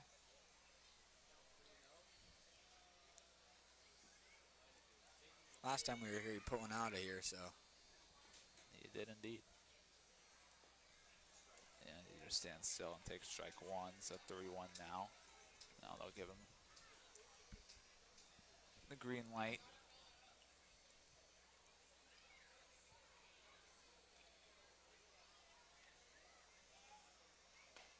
So, be tardy on the fastball. Count runs full to him.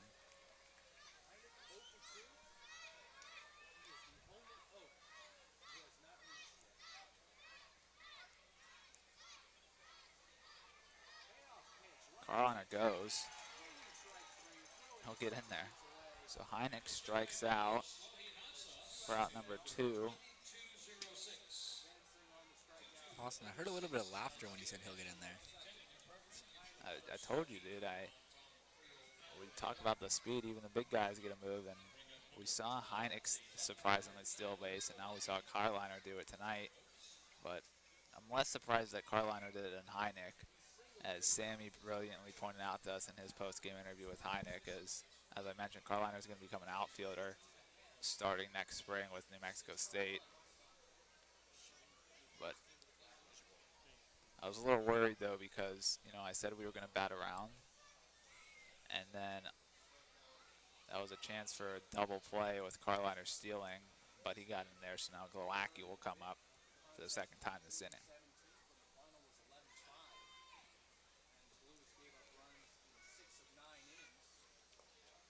Glowacki takes ball 1.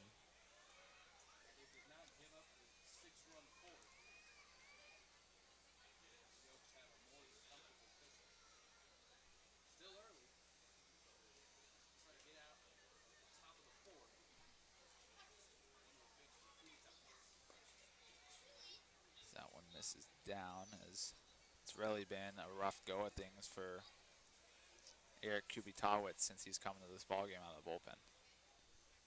It really has, surprisingly, based on how this summer's gone for him. 2-0 delivery to Glowacki. Misses again, so 3-0 now to him. There's another lefty warming in the bullpen now for the Blues.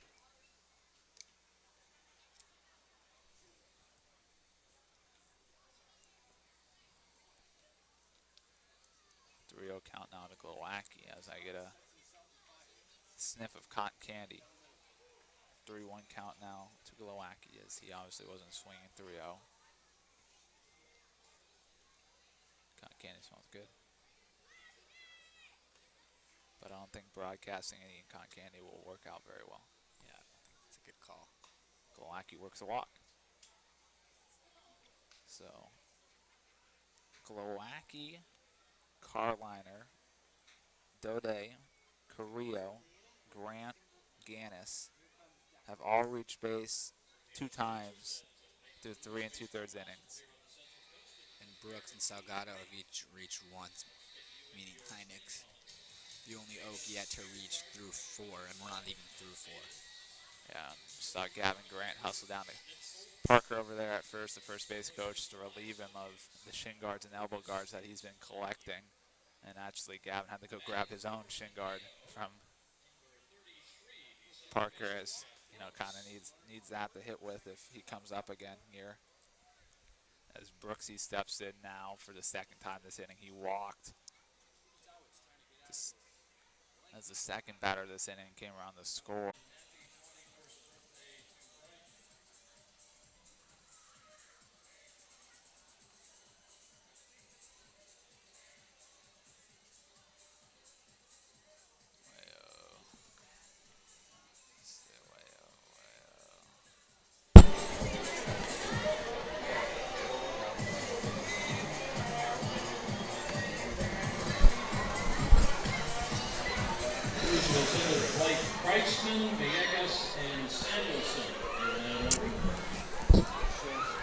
Like it's not up right now. Oh. Is it like a second string? Or Okay. Welcome you back. May have been, from what we heard from Sammy, a little bit of technical difficulties with the stream, so hopefully everything's all good now. A lot of runs, I guess, through the stream off as Kreitzman swings and misses as Tommy Brandenburg throws his first pitch in about 3 hours. Yeah, but honestly, Brandenburg was sitting in the dugout for almost 45 minutes, so hopefully he can still find it. The off-speed pitch just misses up there. Looked like a strike to me, and we don't see Coach Radinsky barking from the Oaks dugout, so our coaches have control. Well, I don't think there's anything to complain about when you're up 8 runs, as Good point. Kreitzman flails at strike 2 there as he's fooled by what looked like a changeup there from Brandenburg. 1-2 the count now. That breaking ball just misses. 2-2 count now to Kreitzman. Kreitzman walked and was stranded at third. He led off the second inning. As we've seen Brandenburg working out of trouble a couple times so far tonight. He'll get Kreitzman down on strikes to start things off for his 3rd strikeout of the game, but technically his only 2nd strikeout that counted as an out. And Brandenburg's done a great job since that second inning. Really, since they've been 1-2-3. The only reason it wasn't was because of that drop 3rd strike, allowing Anderson to reach, but Brandenburg is really settled in. That one's pop foul over our heads. Colin Hynek in the second, and then he was out for the first out of the inning after a nice play made on a fielder's choice by Noah Karliner. Heads up. That one was ripped straight back just over the top of the netting as that one almost beheaded somebody. I think it's the people in the party of what I believe I heard is somebody's 21st birthday. 0-2 delay from Brandenburg, misses away. 1-2 the count now. Yeah, where else would you want to spend your 21st? Well, I guess there's, not much else to do up here in SLO. They're very isolated. It's a great atmosphere here.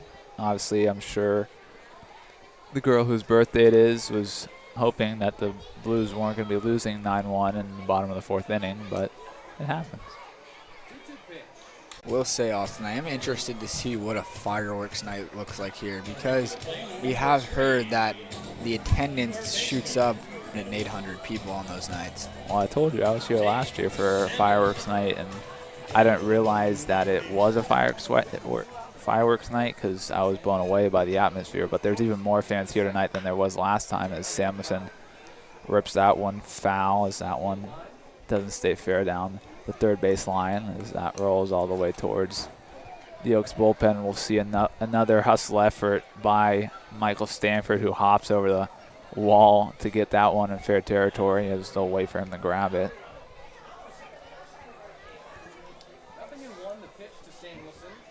Samuelson takes ball one up on the fastball from Brandenburg. Count 1-1 now to him.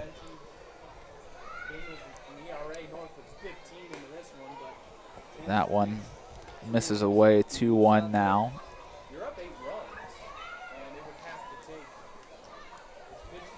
Walks Samuelson. He's well over. He was actually at 50 pitches through 2. Yeah. And right now he is at 76 pitches. Oh, there you have it.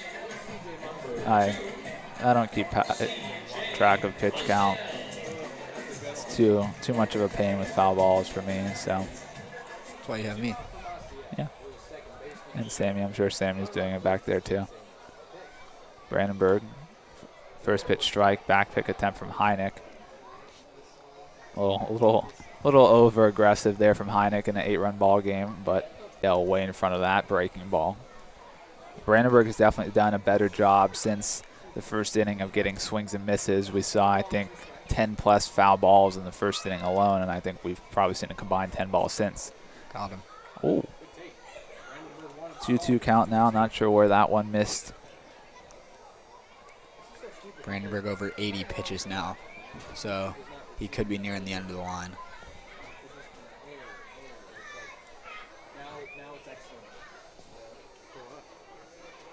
Brandenburg delivers the 2-2. He'll get the swing and a miss. So it's just the one walk that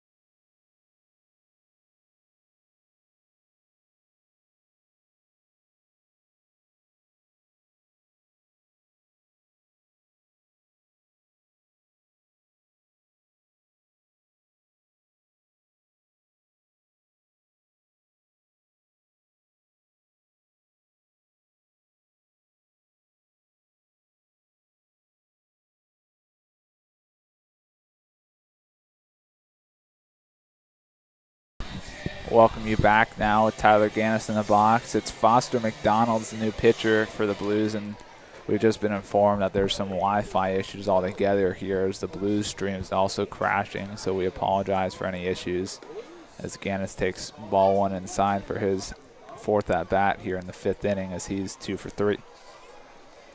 Came around the score both times. He also picked up an RBI on the last single. So chase that one down, 1-1 now. It's really crazy how Tyler Ganus has emerged as the everyday leadoff hitter. About a week into the summer, and starting at the bottom of the order, really just never stopped. Got up to about the 2 or 3 spot, and now he's become the everyday leadoff hitter for the Oaks. So missed that. We'll actually get a piece of that one as a breaking ball. 1-2 now. Had a nice conversation with Ganus on the bus ride back from Santa Barbara yesterday. All 3 of us actually sat with a player on the way back yesterday, so I'm sure Sammy and I had a good conversation with our bus buddies. As for Josh, he was probably sleeping. No, I'm awake on the bus rides home usually. Ganus chases one downstairs as a drop third strike. He'll be out at first.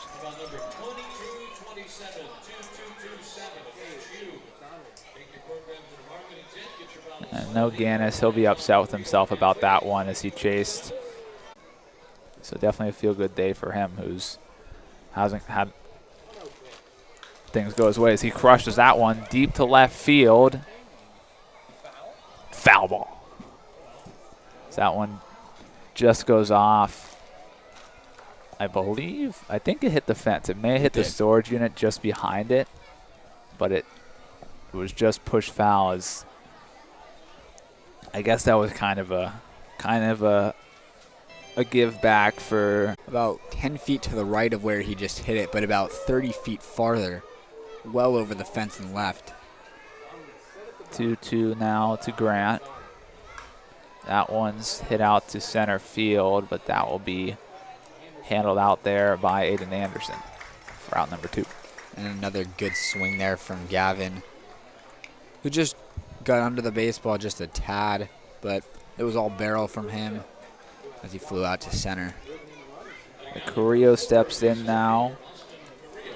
For RBI and is looking for his first hit in this ball game. Only one of 4 bats in this lineup to not have a hit yet.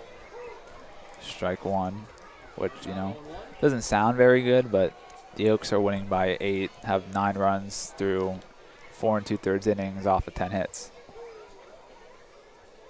Yeah, I'd say that's pretty good. So he'll take ball 1 away as the breaking ball goes too far outside. And on the pop-up that Carrillo had, he was frustrated with himself on that one.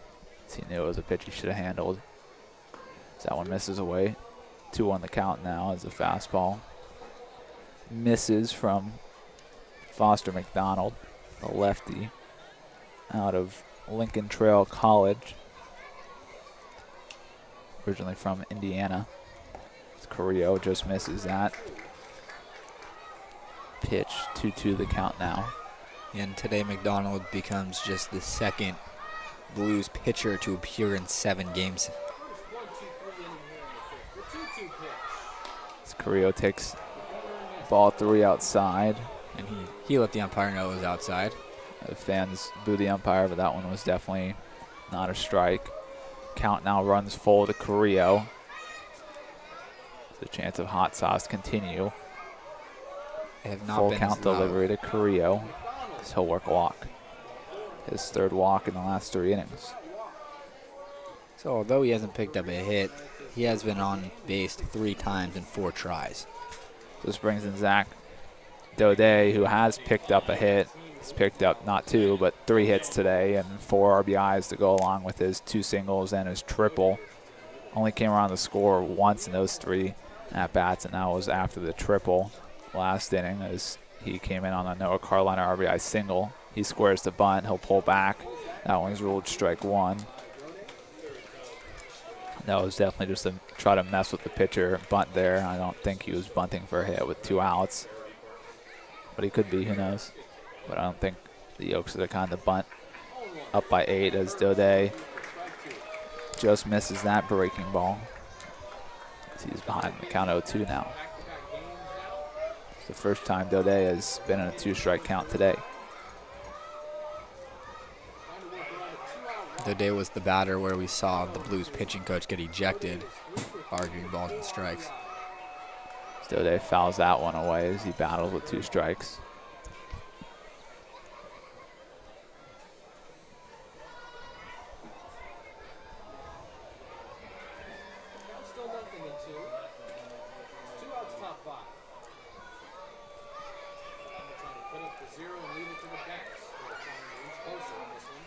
Carrillo goes. That's ruled ball 1, no throw. So Carrillo swipes second, no throw. So 1-2 count now to Daudet. And that stolen base there from Carrillo ties Tyler Gannis for the team lead in stolen bases with 6.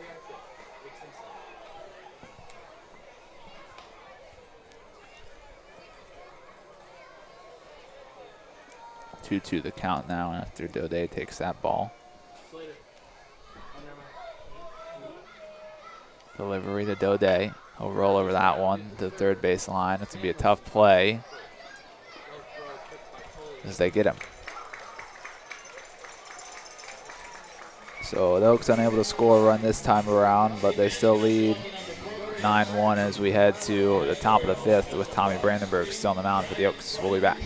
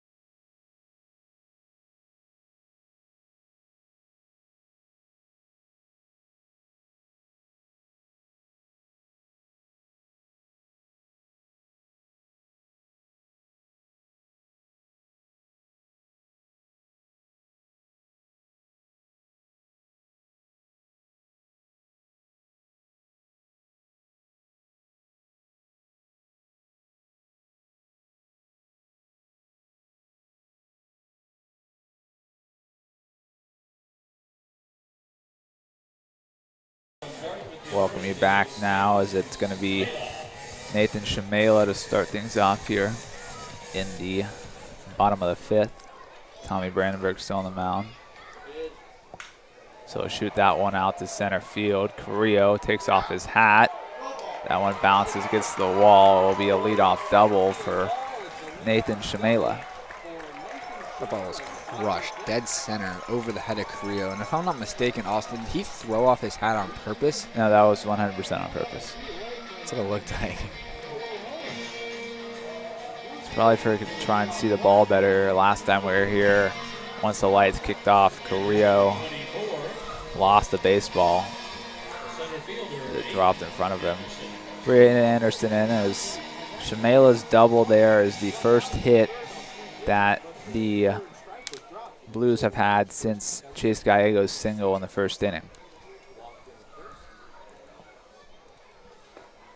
Brandenburg goes first pitch strike to Aiden Anderson. Anderson has reached in both of his plate appearances, not via the hit though. He walked in the first, and then he was thrown out at home by Tyler Gannis, and then he reached via a pass ball, wild pitch, strikeout back in the third. Colin Hynek squeezes that one for out number 1. What a big out there from Brandenburg after giving up a leadoff double. Coming back, throwing a couple of strikes, and now getting an infield pop-up for the first out. So bring Chase Gallegos in. Gallegos, as I mentioned, the only person to have a hit before Shamela's double to lead off this inning, as Coach Dave Solis will come out.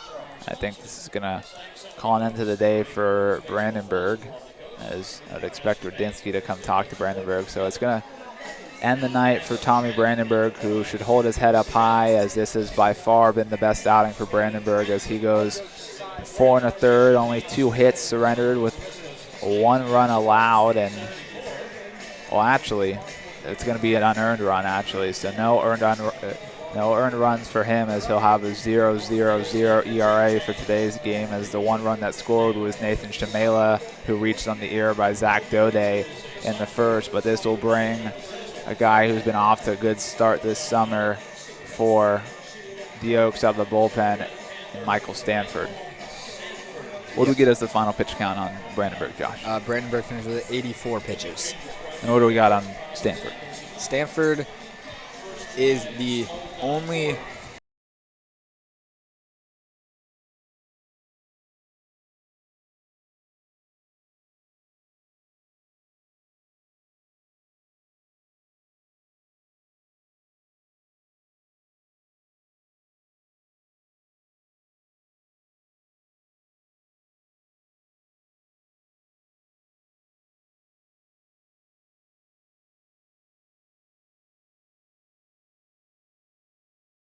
let the defense work. He hasn't pitched in a while. Let me actually double check that, but we haven't seen Stanford in the ballgame in maybe a week. Yeah, it's definitely been a decent amount of time if I can remember. June 24th against the Blues, actually. So last week, last Friday, was the last time Michael Stanford pitched. So the final line as of now for Brandenburg will be 4 1/3 with 4 strikeouts, 4 walks, and 2 hits. Responsible for Shamail on second, as Stanford looks to keep Shamaila stranded out there. And he'll face Gallegos and Tolia, so he'll have 2 unfavorable matchups to start things off, as he goes against 2 righties to start things off. In that outing against the Blues last week, it was a couple shutout innings for Stanford, but like I said, he was in a jam. He did walk a couple of hitters and give up a hit in those 2, but used his strikeout stuff to get 4 punch-outs. Yeah, that Stanford delivers. That one shot out to right field. Ganus will fire home, and third base coach learns from his mistakes as he'll give Shamaila the stop sign. Yeah, there was no chance that Shamaila was being sent home. We've already seen what Ganus can do. So that one gets through the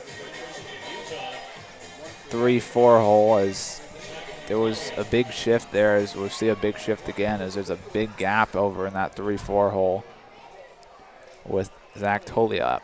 So he's flown out to right twice today. Stanford drops into strike 1 to Tolia. This is going to be an all-righty lineup for the Blues except for Kreitzman, so it'll be only righties that Stanford's going to see. So Tolia misses the breaking ball as the sun sets and the temperature drops here in San Luis Obispo. Stanford delivers the 0-2 to Tolia, and he gets a swing and a miss for strike 3. That's filthy there from Stanford. Back-to-back change-ups and back-to-back ugly swings there from Tolia.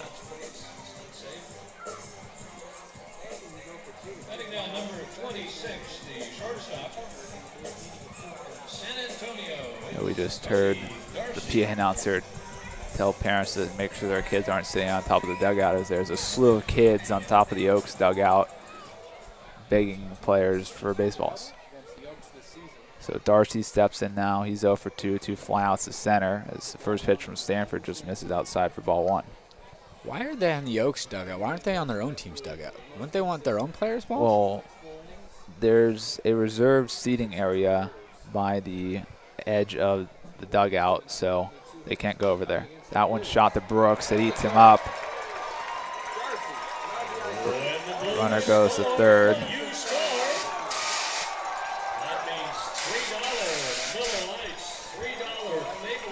So that's going to be an RBI single for Cody Darcy, as that was a tough play for Jack Brooks to try and make.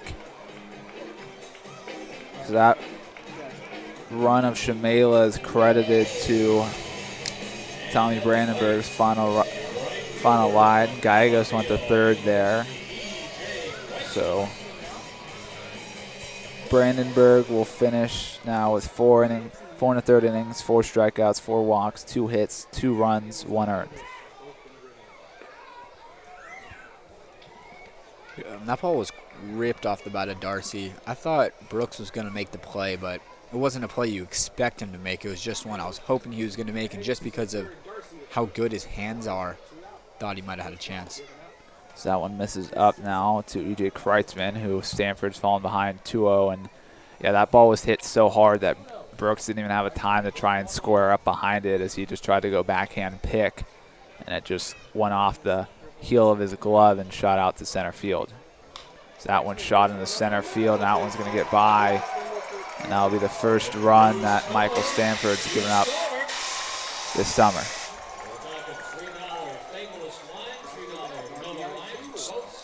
Good piece of hitting again. The Blues have been putting some really nice swings on Stanford, which we haven't seen this summer. That's 3 really nice swings from Darcy, Gallegos, and Kreitzman for the 3 singles.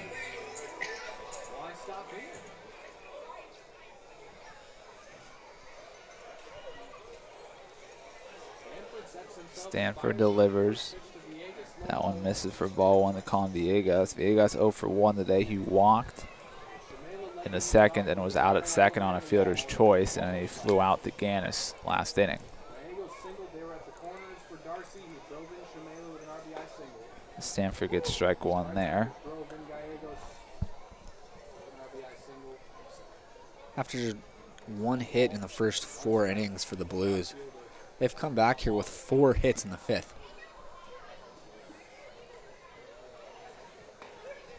So that one misses in. 2-1 the count now. Can't believe Villegas just took that pitch. It was a really nice slider there from Stanford. That was a strike for about 75% of the time until it broke in and Villegas got out of the way of it. So dropping to strike 2.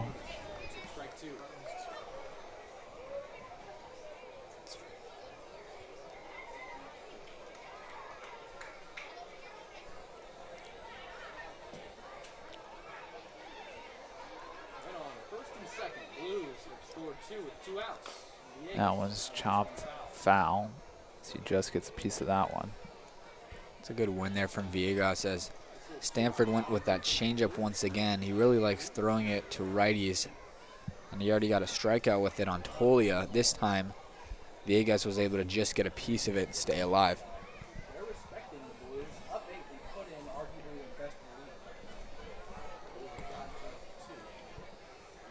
2-2 now. Stanford delivers. That one misses down. Hynek does a good job to keep it there. Count now runs full. Runners will be in motion. With the runners in motion here, a gapper here makes this game very interesting, as it would make it a 4-run ball game.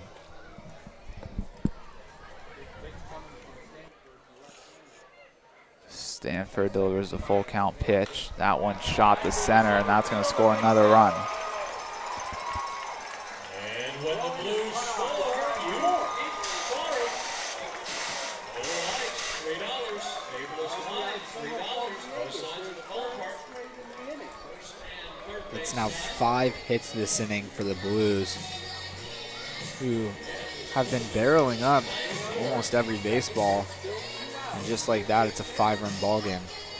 Yeah, and this one's a frustrating one for Stanford, as Josh mentioned, coming into this outing. He had only given up 1 hit all summer long, and now, since he's come into this game, 4 of the 5 batters he's faced have singled, and 3 of them have driven runs. And they're not cheap singles either. These are crushed baseballs. So this brings in Tate Samuelson now. He's 0 for 1 today, grounded in a fielder's choice and then walked. So he'll take ball 1. Even though Stanford's obviously not had his best stuff, he came in at a lucky time. If he gets this out right here, Stanford would be the pitcher in line for the win for the Oaks because Brandenburg didn't complete 5. That one shot over the Grant at short. 0-5 to Karliner at first. Now end the bleeding. So the Blues score 3 to cut it from an 8-run ball game to a 5-run ball game. We'll head to top of the 6th with Salgado, Karliner, and Hynek due up.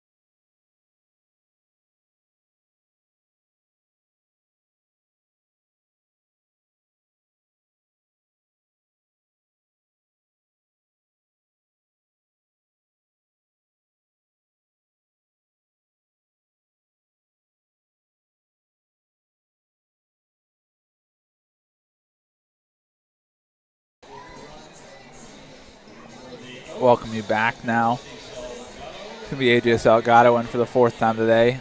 He led things off today with a 2 RBI single back in the first. He struck out twice since on 2 calls that he wasn't happy with. He was rung up looking in the 3rd, and then he said he went on a check swing last in the 4th as he takes a heavy hack of that looping breaking ball for strike 1 with still Foster McDonald on the mound. McDonald did a nice job coming in last inning and putting up a 0.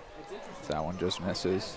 Wow. I would love to see the radar gun on that one. That was one of the loopiest curveballs I've ever seen. Give Cam a text. Yeah, I should. He doesn't do the other team, though. That one misses up. Well, tell him to do it. Yeah, I want to know how hard that curveball is. I'm going to ask him.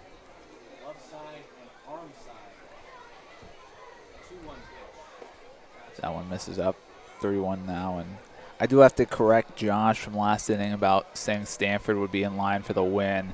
The CCL does not follow the 5-inning minimum rule that we see in the major leagues to qualify for a win. So if the Oaks win this ball game, barring anything substantial of the lead going away, Tommy Brandenburg will be your winning pitcher tonight as AJ Salgado works a walk to start off this inning. And that's how it should be. I like that because we've seen a lot of guys go like 4 shutout innings to start a game, and I didn't know that they got the win in those ones, but they deserve it, so glad to hear that.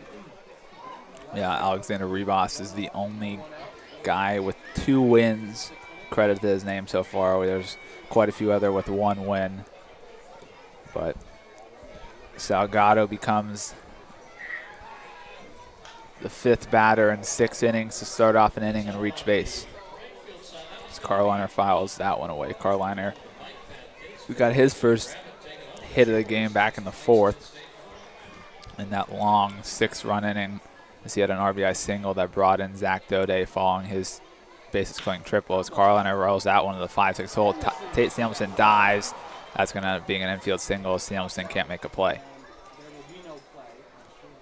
Noah Karliner continues to stay hot up there. And he continues to get singles, which is surprising. You'd expect with his college numbers that he'd be getting more extra base hits, but of his now 12 hits this summer, 10 of them have been singles. 11, actually. Yeah, and that play right there by Samuelson, incredible respect to him on that effort to dive and keep that one, but the only way he was going to make a play was trying to get Salgado at second as he's too deep in the hole there to try and get Karliner across the diamond, but he dropped it trying to transfer it into his hand to throw to second, so it's an infield single, the second base knock of the game for Karliner. Hynek steps in now. He's still looking to reach base today, whether it's a walk or a single. I'm sure he would not care. I'm sure he'd prefer a hit, but he'll take a walk as he's 0 for 3 so far tonight. As the looping breaking ball misses away. And we'll see if we get a response from Cam as we put in the request to get the velo on that looping curveball from McDonald. As Hynek takes strike 1. Some nice movement on what looked like, I think, a 2-seam fastball there.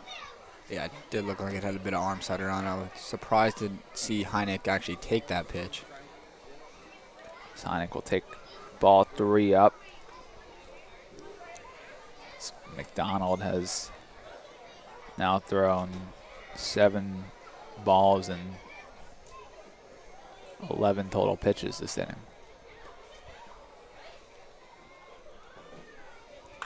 As Colin Hynek drives that one out to left field, that one could be trouble. It's a sliding effort by the center fielder, Aiden Anderson, and they almost doubled up AJ Salgado there. Salgado was slow to get back to second. But it'll be a fly out for Hynek to center as that one takes a hit away from him as he really just missed that pitch of potentially putting it over the fence.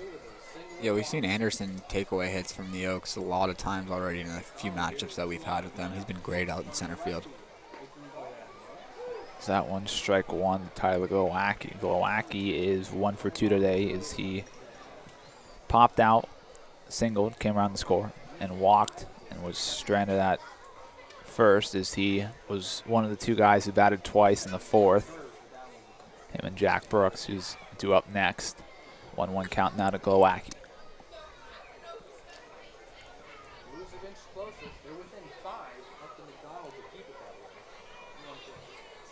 As Glowacki gets a hold of that hanging curveball, as that one's drifting out to center field, and it'll be settled under by Aiden Anderson.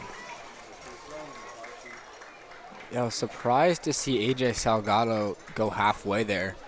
Anderson settled under that one pretty quickly out there in center, and I'm a little surprised that Salgado didn't go back to the bag and tag, or at least fake the tag to get Anderson to throw it in, but thought it would have been deep enough to get him over. Well, Jack Brooks steps in now for the 4th time today. Struck out, walked, came around the score, and grounded out, so he's still looking for his first hit tonight. 1-0 now to Brooksy.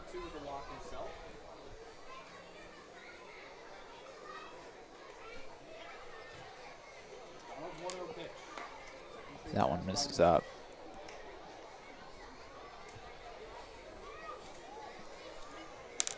2-0 now to Jack Brooks. Yeah, Brooks got jammed his last time up and hit like a soft line drive to second base. Is that one? It's in the dirt, trickles away from Gallegos for ball 3.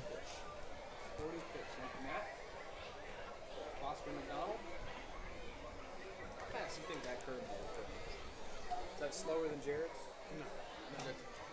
No one's slower than Jared. Brooks will look at strike one, being a 3-0 count. He wasn't swinging at that.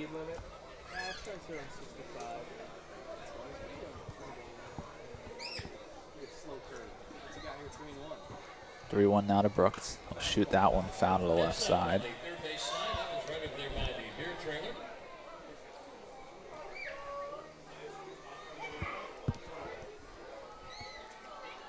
See if Brooks can turn on one here.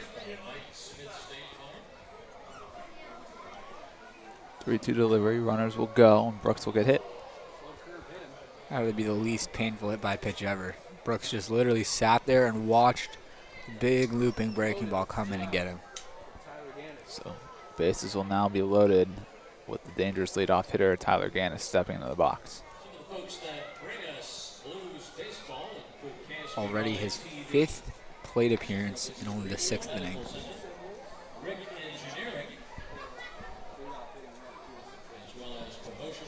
So we bases loaded now.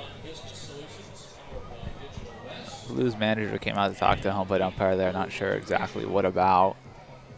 Maybe seeing if Brooks leaned into that one, which he literally just stood there and let it hit him. So either way, it was ball 4. So. Yeah.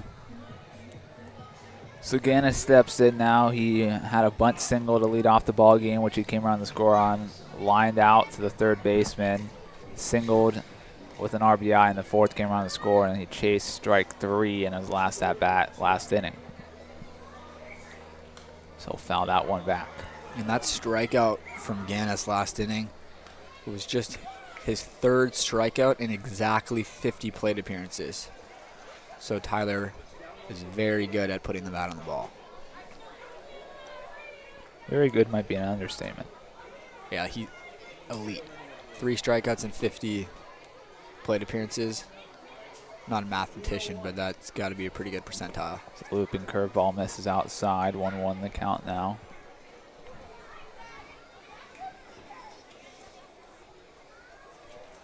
That means he strikes out 6% of the time.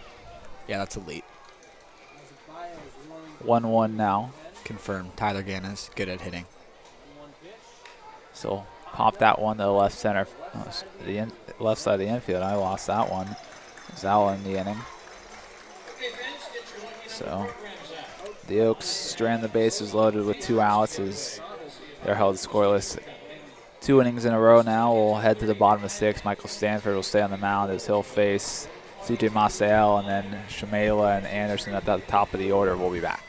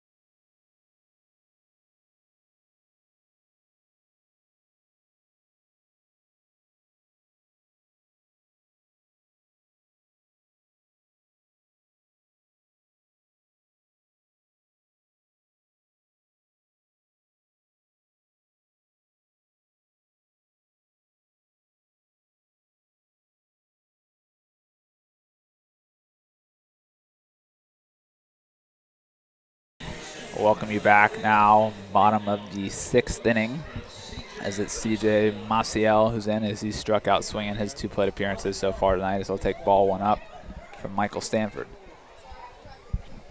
Stanford looking to settle in after getting hit around a bit last inning, coming out of the bullpen, giving up 4 hits. As that one buzzes Maciel inside for ball 2. And there's a couple guys that look like they may be stretching down in the bullpen, but we'll see. Could just be more football toss, as that one's crushed. Foul. And another Oaks pitcher's going to have to go down to that bull. Oh, Glowacki's going over there to get it. What a good team guy. Yeah, well, Stanford's not down there. Glowacki just launched it into the bullpen, didn't even throw it to anybody. Rink was heading down to go get the ball from Glowacki. Glowacki just threw it in the bullpen. I can't identify who asked for the baseball, as they're hooded up, so can't even see a face or a number. 2-1 now. 3-1 now to Maciel.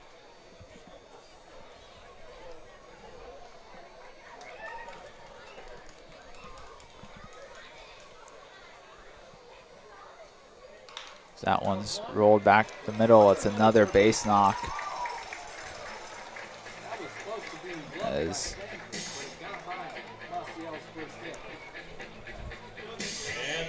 that's the 5th single that Stanford's given up against the 7 batters he's faced so far. In that one, he just missed getting his glove up in time to knock it down, and we saw him hesitate for a second before he put it up. Pitchers nowadays aren't used to getting comebackers, as there's a defense behind them with the shifts, so Stanford wasn't sure if he should try to get that one. Jams him. 4, 6.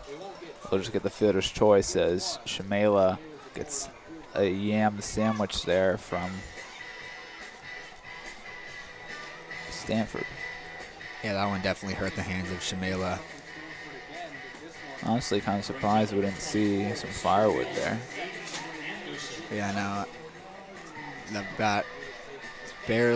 bat's living on the edge.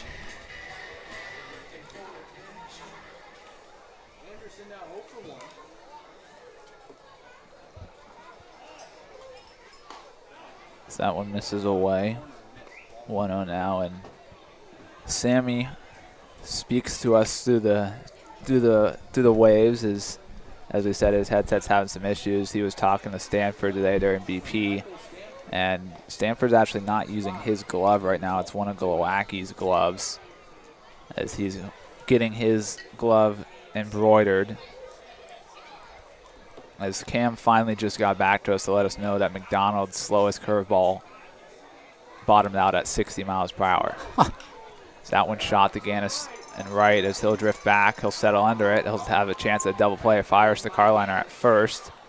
So that one just able to get there.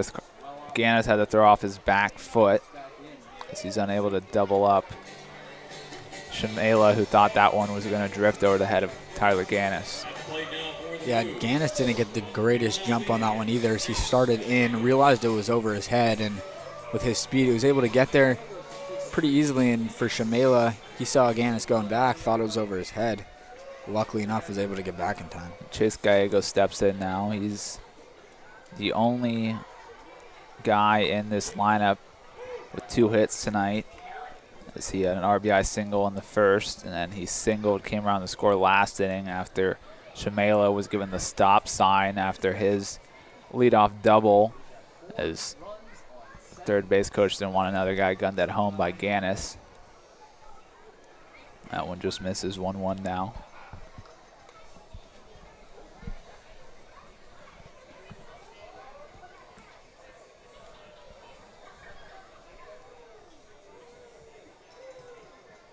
Where's the 1-1 chased away by Chase Gallegos. The only person in the Oaks bullpen that I could clearly see without a hoodie on is team trainer's son, Yoshi's son. He's been hanging out with the boys today, and he's out in the bullpen just goofing off. 1-2 delivery. Chased again by Chase Gallegos for strike 3, so A little bit of early trouble from Stanford, but he gets out of it without allowing a run. A much better inning there than coming in from the bullpen. We'll head to the top of the 7th with Gavin Grant, Austin Carrillo, and Zach Daudet. Due up. We'll be back.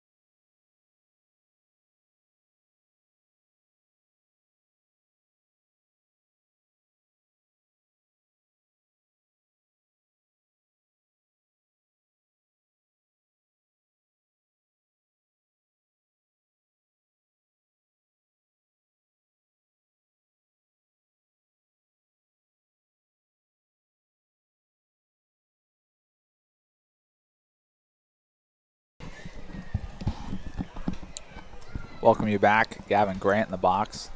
Crushed the baseball last time out. That one rolled strike 1. Grant having himself a very solid day. 2 singles to start off the day with 2 runs scored, then a walk came around the score, and then he flew out to center on a well-hit ball after he crushed one off the literally one part of the fence that's in foul territory down the left field line. That's the outfield wall. There's fencing, of course, along the foul territory. He takes that one down. 2-1 now. Happy July, by the way, folks. Just realized it's July 1st. Yeah, Bobby Bonilla Day, July 1st. Yeah, I wished happy Bobby Bonilla Day to start things off. Forgot to wish everybody happy July. Yeah, NBA free agency started today, too. 2-2 now as Grant leans out of the way of that one. Count runs full to him. This is Gavin's 5th at bat in the 7th inning now. He works a walk.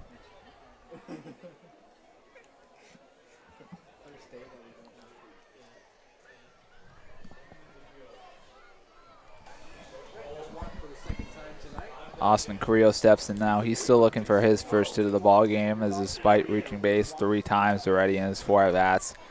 Popped out in foul territory to the first baseman in the first and walked his last 3 at-bats. He walked in a run in the 4th, and then he was picked off trying to steal third in the 3rd. Came around the score in the 4th. That was the one he walked in a run, and then he stole second, was stranded at second in the 5th. Grant breaks for second. He goes feet first slide again, and it's his 2nd stolen base of the day. And now he doubles his season stolen base total. He had a great jump there. He went first move with the lefty. Of course, that's risky with the chance that McDonald goes over, but Grant clearly knew that he was going home there and stole second easily. 1-0 delivery now to Carrillo. He squares the bunt. He pops that up. That one just hits the top of the netting. Count now even at 1s. Yeah, and that's now twice we've seen Carrillo pop up a bunt. Last time it was caught, and I just saw Coach Dave Solis remind Carrillo to work from up down instead of down to up, meaning moving the bat top to bottom of the strike zone instead of vice versa. 1-1 now to Carrillo. He squares the bunt again as the curveball is dropped in there for strike 2. And I remember when we were in Compton last weekend against the Barons, when we had the audio-less stream, I was sitting near the dugout, and Carrillo was about to go up to bat, and he told Coach Solis, "I'll bunt even with 2 strikes if you need me to, trust me." And he got it down 2-2. I think he either had a successful bunt or he walked. 2-2 now to Carrillo.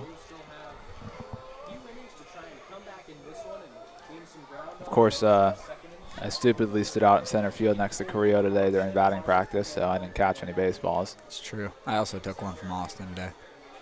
Well, 3-2, that one gets away. Grant around third. I don't know if I'd say you took one away from me because I was technically in front of you. You just I respected your calling of the baseball and wasn't mean and just took it away from you. It's a great team guy there. Count full. We'll bring the infield in as Austin Carrillo looks for his first hit of the day. But he'll just take his 4th walk of the day. 4 straight walks for Carrillo. And that's It's not even that impressive because Zach Daudet walked 5 times the other day. I was about to say that, yeah. And so did Glowacki that day. Glowacki walked 4 times on Tuesday also. The Oaks have been drawing a lot of walks. Yeah, the Oaks were walked 17 times by the Pirates that day. Or that the Foresters? Foresters. A lot of games. We've played 4 games in a row now. Off day tomorrow.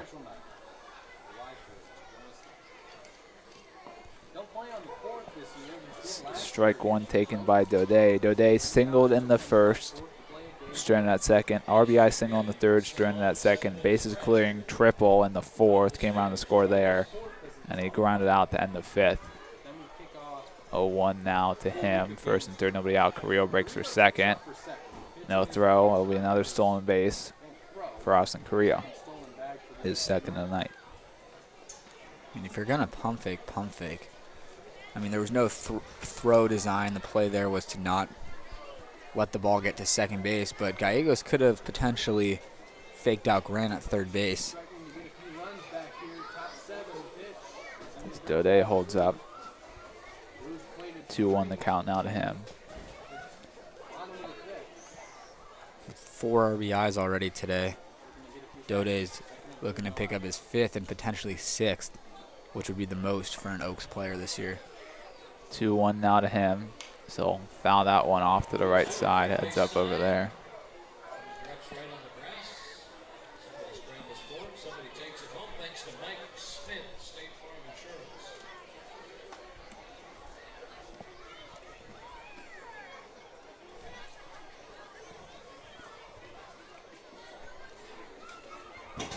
Two the count now to Daudet. So foul that one away as well.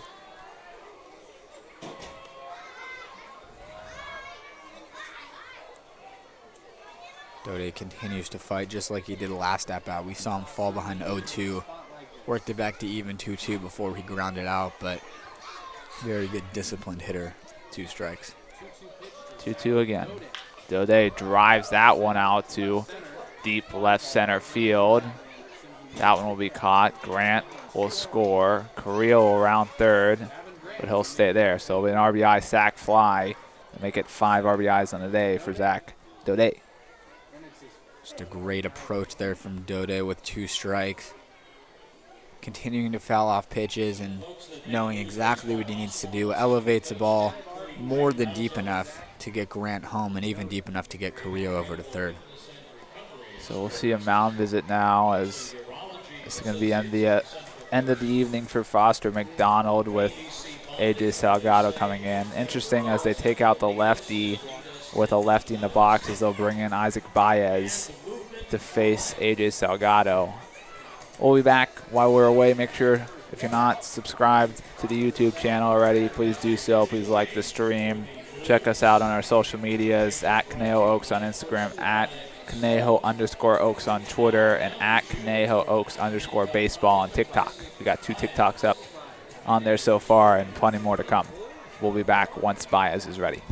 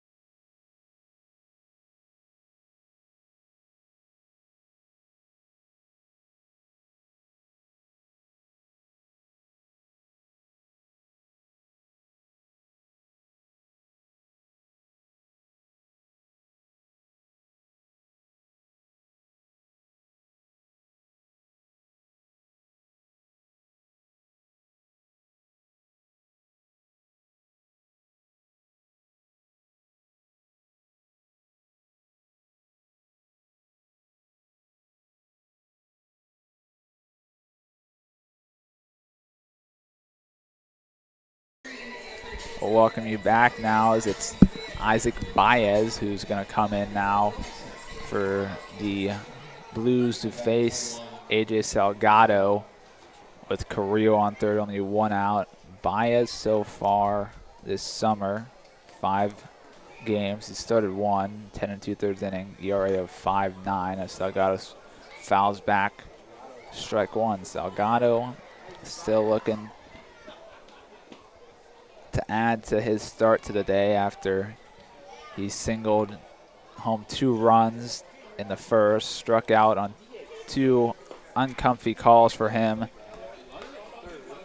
in the third and the fourth, and then he walked and was stranded that second last inning. 1-1 count to him now. He's up there in the situation he loves to be in with the runner in scoring position. He'll foul that one back, and that one got a piece of Gallegos, and he's really shaken up. Yes, Salgado just killed Gallegos.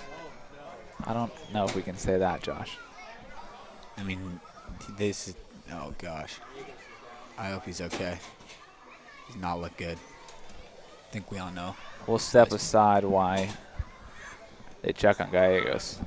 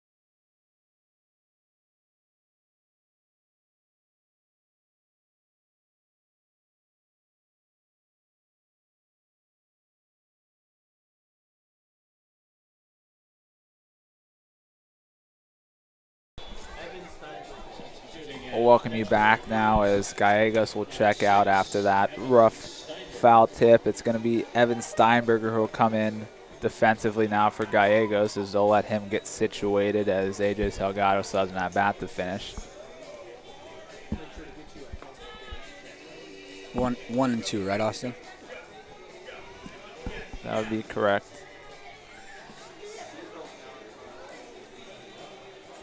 You know Salgado is comfortable in these situations with runner in scoring position. Already 2 RBIs today, which puts his season total at 12, leading the team. And actually, Zach Daudet is not far behind now with his 5 RBI day. He's actually tied him now with 12 as well. So 1-2 count now to Salgado. That one misses down. Good job blocking it there as newly entered Steinberg. Yeah, that's got to be tough entering the game. And then the first pitch was in the dirt, but good stop there from Steinberger. 2-2 now to count to Salgado. Salgado shoots that one to left field. Carrillo will retreat to third. He'll tag up late. And he'll likely get in there as it's the poor throw from left from Colin Villegas. So Salgado should thank Carrillo for giving him back the RBI lead on a very bold tag up there, and also what won't count as an at-bat now for Salgado, as it will be a sac fly RBI for him as Carrillo scores. Yeah. Carrillo just retreated to the bag too late. After he was so late, I did not think he was going to go, and he should have been hosed had it been a good relay, but wasn't. No, Karliner steps in now, and yeah, I mean, to be fair to Carrillo, at first it almost looked like that one was going to just drop in for a single. But Karliner steps in now. He's 2 for 3 today, as he has an RBI, a stolen base, 2 singles. Was hit by a pitch in the third. Don't even remember. Oh, I do remember that hit by pitch. That was the whole conversation. It felt like 10 years ago now, as we're almost at 3 hours in this game. We'll swing it, miss at strike 1 there. I just heard the Blues broadcast team say this is the 3rd straight game that Isaac Baez has pitched in, which is very impressive. Yeah, that's also unfortunate for the Blues because I'm sure that means they were trying to stay away from him today, having pitched in back-to-back days, but they're on their 5th pitcher of the day. 2-2 now to Karliner. No swing and miss. It'll be a drop third strike, but Karliner will just head back to the dugout, and that's going to be the first time the Oaks have actually struck out since the 5th inning, as the strikeouts have been limited, as we've seen sometimes. They've been ugly nights in terms of the strikeouts, but 2 more come across for the Oaks to make it a 6-run ball game. Michael Stanford out once again for the Oaks. Bottom 7. Tovia, Darcy, and Kreitzman will be the 3 due up for the Blues. We'll be back after the 7th inning stretch.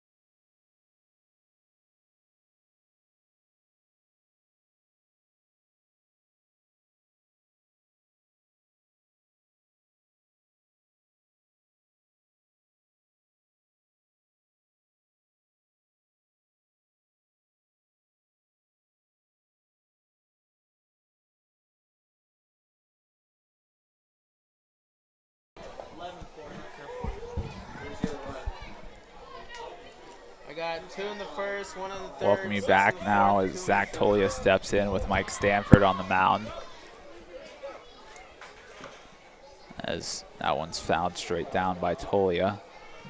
Tolia, for whatever reason it is, struggles against the Oaks. He's one of the best hitters on this team. He's the only guy who's played every single game for the Blues. He's hitting .288 across 22 games coming into the day, but he's struggled against the Oaks this summer as he'll fly out to Gavin Grant as he'll be 0 for 4 now today. Yeah, and that puts him at 1 for 13 against the Oaks this summer, which is very surprising. It's actually, he's only played in 2 games in which he didn't get on base, or didn't get a hit, and one of them was against the Oaks. He did go 1 for 5 with 3 strikeouts, though, against the Oaks last time. Cody Darcy steps in now. He's 1 for 3, had an RBI single in the long 5th inning for the Blues offense. That one's ruled strike 1. Darcy held up on the check swing, but called strike 1 regardless. Losing danger of falling to 0-3 against the Oaks. Stanford, that one's fouled away.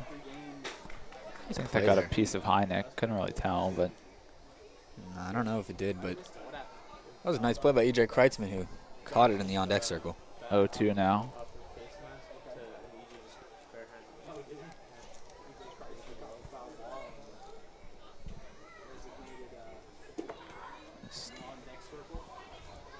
That one misses down. Stanford just the second pitcher tonight for the Oaks after he came in for Tommy Brandenburg. After Brandenburg's great start, 1 hit, only 1 run, total earned run allowed.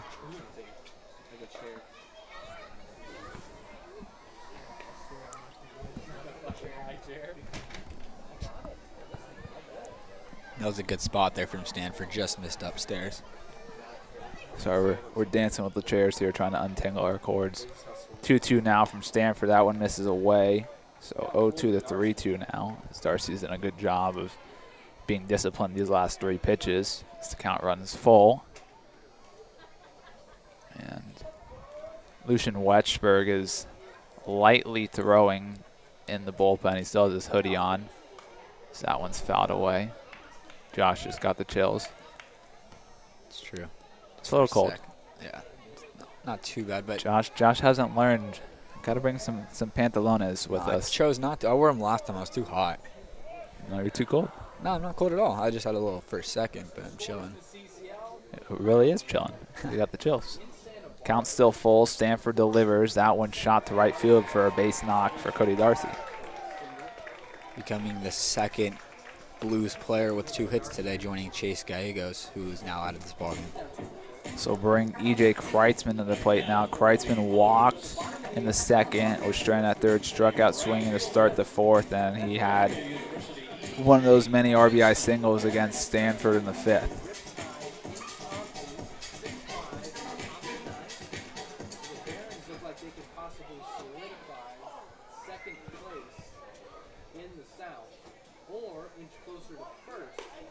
That one.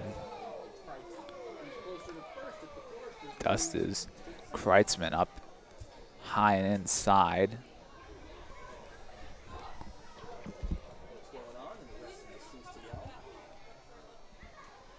Stanford delivers a 1-0, gets Kreitzman with the changeup ahead of that one. Coming into the night, in the standings, the Oaks, a game and a half back of the Foresters now for first. They're a half a game ahead of the Barons, a game ahead of the Blues, a game and a half ahead of the Riptide and the Saints. As Kreitzman swings and misses at strike 2. We're still trying to get clarification on the playoff format. The North has 1 less team, but they added a team. They used to only get 1 team because they only had 4, but we'll see if they get multiple now. As Kreitzman jammed, he'll pop that one up to Karliner right at first base for out number 2. And also here for the South, the Foresters don't really matter in the standings because they go to Wichita every year, so it just pretty much just exemplifies them for the standings. They just preseason, their NBC World Series they go to in Wichita every year.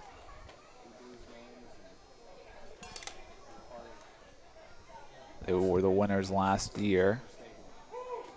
As Villegas takes strike one. Villegas is 1 for 2 today. He walked in the first, then he flew out to right in the fourth, and then he had an RBI single in the fifth, like many others.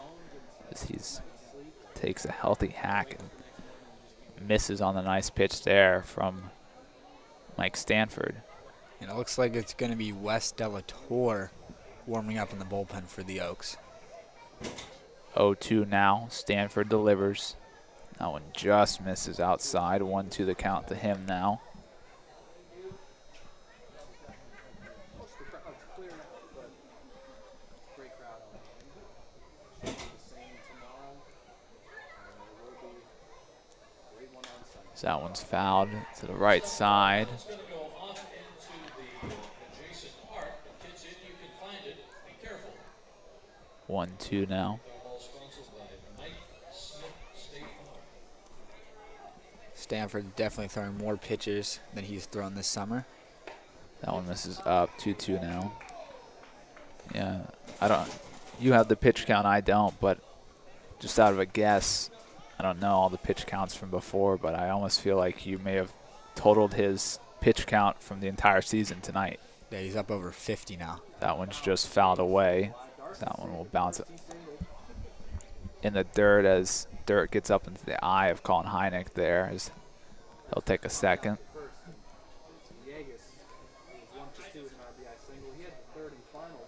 So we'll take a second as the umpire needs some extra baseballs.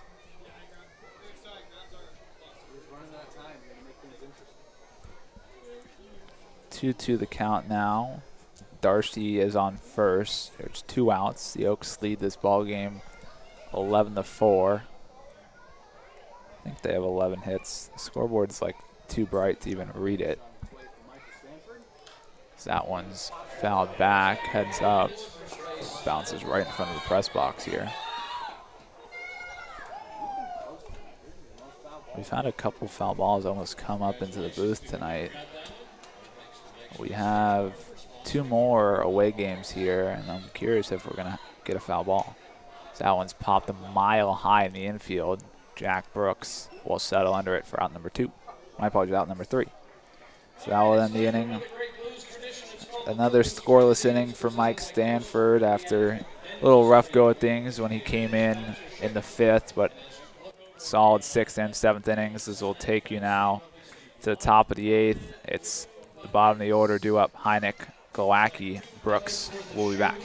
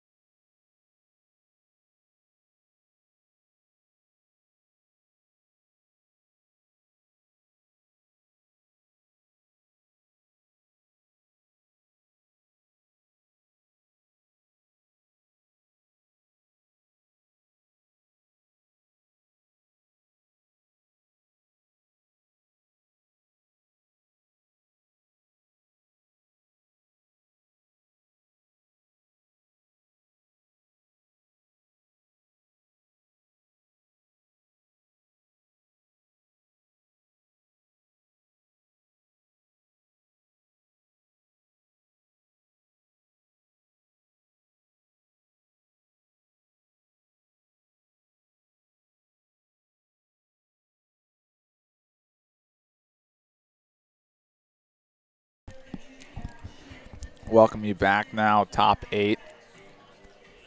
Just me for now, as Josh had to go relieve himself. As Hynek takes strike 1. Hynek still looking to reach base tonight. Still the only batter in the Oaks lineup who hasn't got on base safely with a hit or a walk. She's 0 for 4. So we'll take that ball down. And as you know, I said it in the last at bat, I'm sure he'd love to get a hit, but when you're the only guy who hasn't got on base for your team, you'll take a walk. 1-1 to him now. So foul that one straight back. 1-2 now.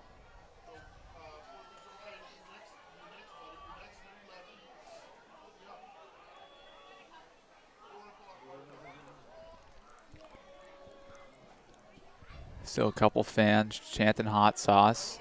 Fans have started to empty out here.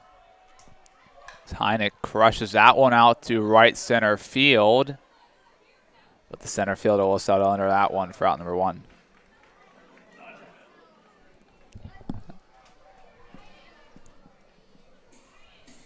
As Sammy will joke with me on that one, as I'll be honest, I definitely thought that one had a good chance of carrying out, but as we joke around, a lot of Dodger fans like to think that fly balls are home runs, and I thought that one had a good chance there, but I was very wrong, as I was, what do you think, Sammy, 50 feet away from going over the fence?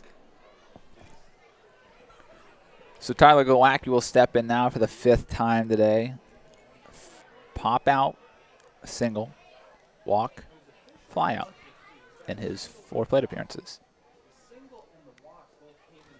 So 2-0 now to him, and Glowacki, as a reminder, him and Brooks were the 2 guys who batted twice in the 4th inning. 2-1 now, as we'll welcome Josh back into the booth. Thank you very much. You missed it. I pulled a Dodgers fan move. Hynek just missed a home run. Well, it was 50 feet short of the fence, but I thought it was a home run at first. They already closed all the food down. Damn. Well, we get food after the game, so you'll be able to eat. Yeah, true. Sammy and I enjoyed some peanut butter pretzels in between the inning. Glowacki swings and misses a strike 2. The unfortunate thing, as Sammy brought up with the peanut butter pretzels, is you start to get like a little thickness in the throat. So I got to be careful. I don't want to be talking. So 2-2 now. Glowacki swings and misses at strike 3. As Isaac Baez has done a pretty solid job since coming into this ballgame. He really has. On his 3rd straight day of action, his arms got to be feeling pretty tired, but he hasn't showed it. Slow heat from Bontown Creole Cafe. And number 33, Jack Brooks. So Jack Brooks steps in now. As he'll foul that one over into the Oaks bullpen for strike 1. Off there into the parking lot, kids. It's dark out there, so be careful.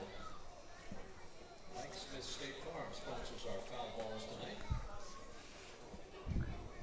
20 pitches. Baez delivers. That one's fouled away. Get there. Just out of reach of Samuelson.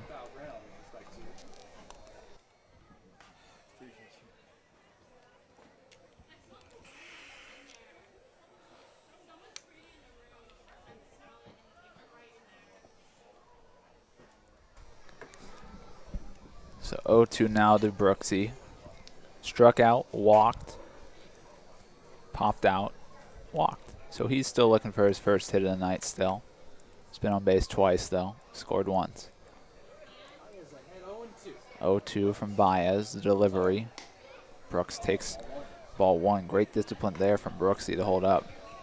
Yeah, his discipline's been great all year, especially with 2 strikes, taking borderline pitches, drawing walks. And that's one of the things that's kept him in the lineup. So wind has shifted a little bit as Brooks chases that one down. The wind is now blowing straight away to left center, or rather from right field to left field. But the Oaks go down in order here in the top of the 8th. We'll take you to the bottom of the 8th, and it's going to be the new pitcher for the Oaks, as predicted by Josh, Wes De La Torre. We'll be back, bottom 8.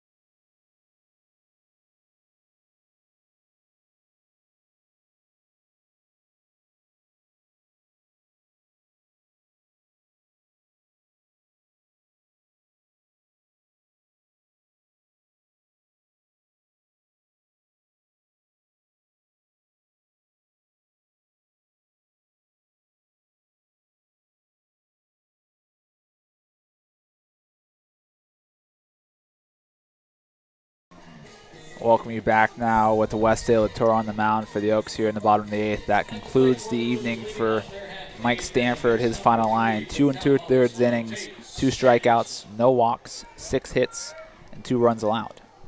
Both will go down as earned.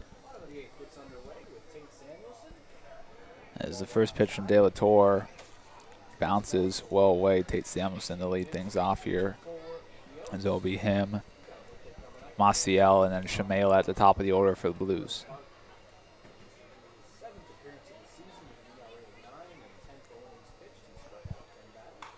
As Samuelson flares that one over, foul to the right side.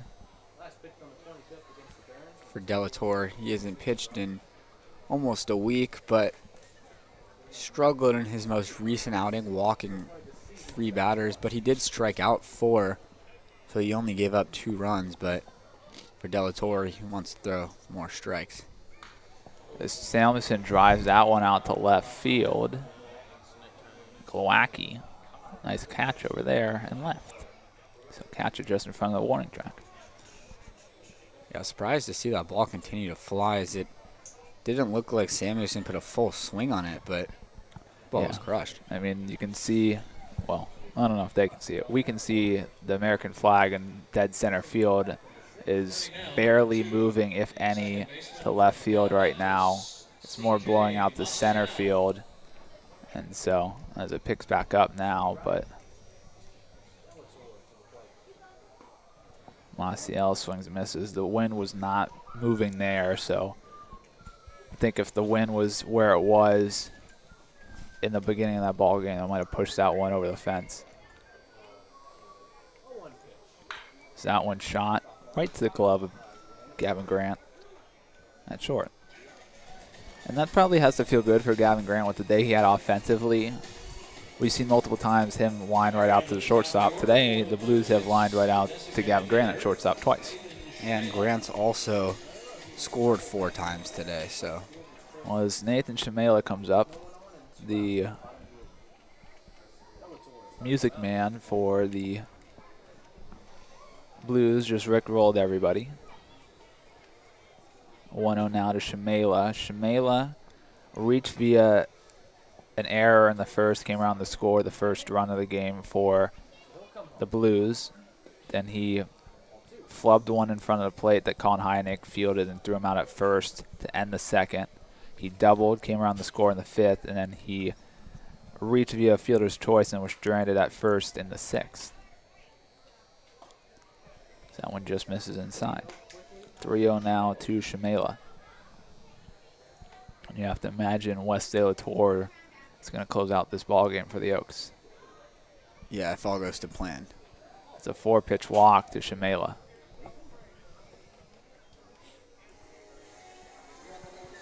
No big deal for De La Torre. He retired the first 2 guys. Yeah, just a rough slip up there, 4 straight balls. Now he has a chance to reset with a new count and a new hitter in Anderson. Now he'll look to just fire it into the strike zone. Aiden Anderson steps in now. He walked and then was thrown out by Tyler Ganus at home, trying to tag up in the first. Struck out in the third and reached via a wild pitch, strike 3 in the third, was stranded at third.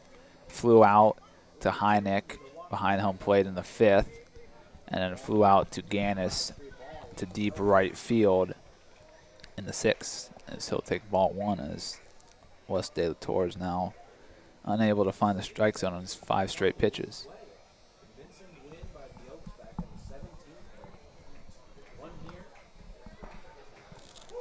As that one's ruled strike 1.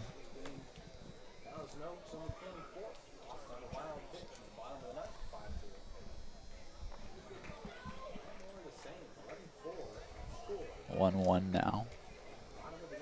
That one misses down. Runner goes. Hynek throws down the second. Just misses him. Shamela advances on the wild pitch. 2-1 now to Anderson.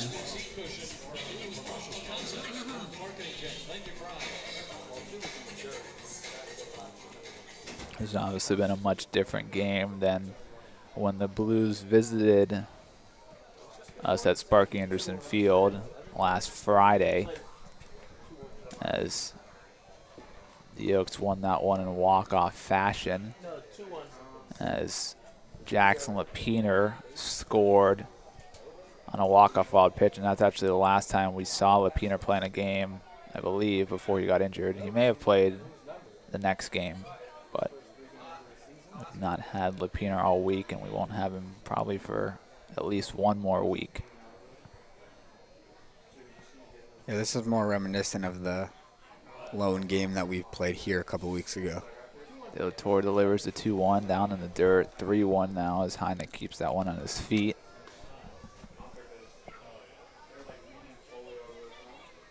And now the Oaks are going to have some action down in their bullpen. It looks like Westberg started throwing and Lucas is stretching as well, getting ready to throw, and they're really hoping they won't have to use him. 3-1 the count now. As that one's fouled back, count runs full. Well, you know, they may want to use Lucas, because I don't actually remember the last time Lucas has pitched in a game. He just pitched again. He pitched on Oh, he did Sunday, pitch on Sunday. I think Wetchberg's pitched more recently than him, if I remember correctly. Yeah, but Lucas seems like he's built into the closer role for the Oaks.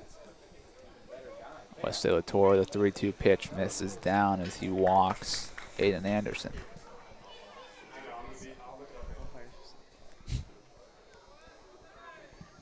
As the statistician for the Blues even just said this umpire is not good.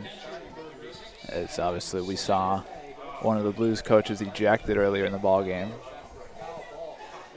As some pitchers warming up in the bullpen, others playing football.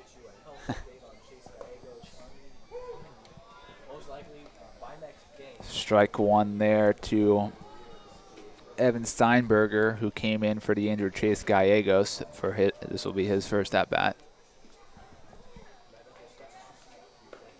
Nice pitch there from West Tours. He dots a changeup maybe. I don't know if there was a breaking ball there for strike two on the outside part of the plate. The guys playing football, it's stopped for now. We'll see if they get going again in the bullpen. Nice pitch there from West Torres. He'll get strike three. Hynek fires down to Karliner as it was a drop third strike. But no runs come across as the Oaks keep a 11-4 lead heading into the top of the ninth. Due up will be the top of the order with Ganus, Grant, and Carrillo.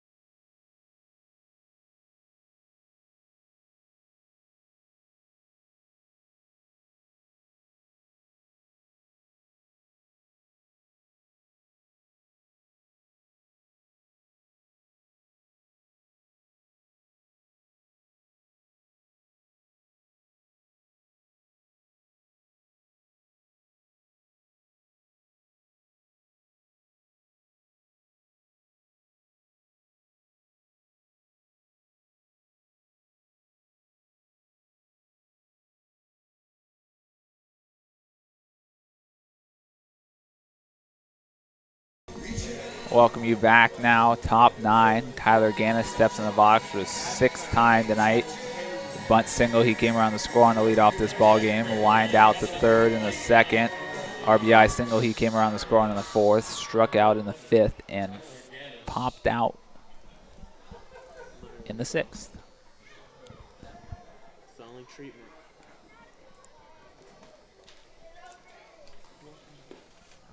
So that one misses down. As Josh was mentioning earlier, so far tonight, Gannis is hitting 400, which will bring his average down because he's hitting 685 coming into tonight. 585, my apologies. Oh my God, 685 would be unreal. 2-0 now. Even if Tyler gets a hit here, that'll put him at 3 for 6. 3 hits, see the average dip. Come on, Tyler. It's unreal. 2-0 now to him.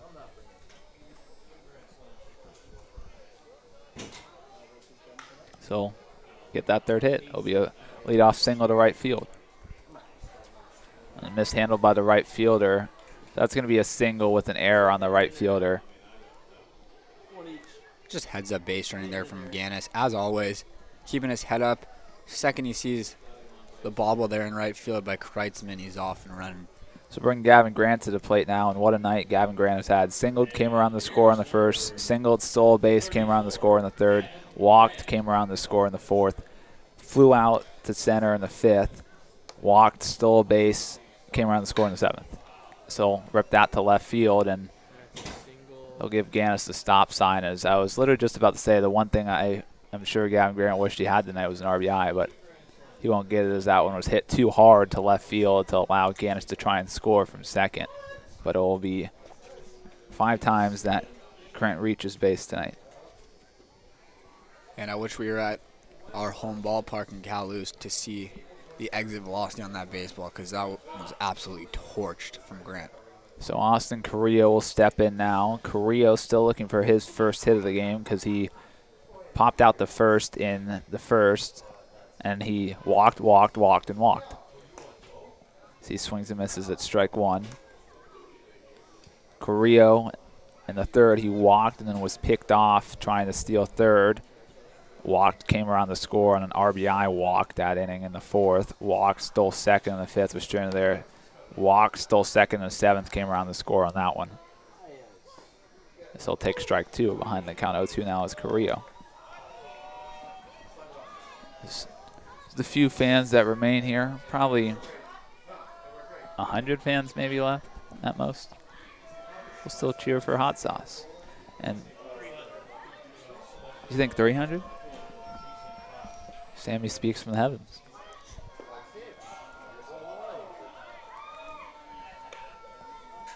1-2 now.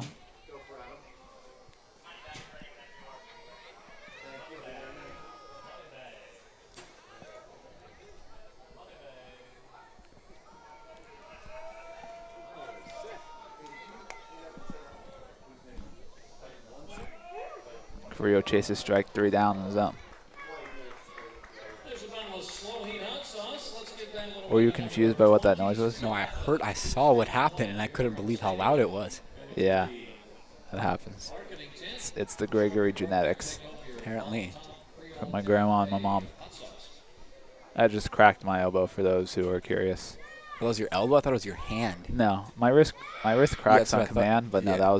that was me straightening my elbow as we're at 3 hours and 25 minutes, and I haven't moved my arms besides writing with my pencil in my scorebook. As Zach Daudet steps in now, singled in the first, singled on an RBI in the third, bases clearing triple in the fourth, grounded out in the fifth, a sac fly RBI in the seventh. So for those of you keeping score at home, that's 5 RBIs on the day for Zach Daudet, and he has a chance to make it 6 with Tyler Ganus standing on third.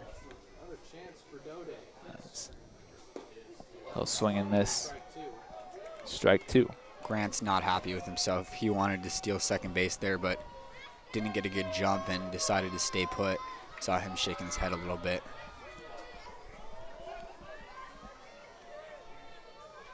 Scott Radinsky will pinch hit for AJ Salgado, who's due up next. 0-2 delivered to Daudet as Baez will step off. I thought that was a balk for a second, as it was kind of a weird step off, as it almost looked like he stepped weirdly. Daudet almost hit by that one. 1-2 to him now.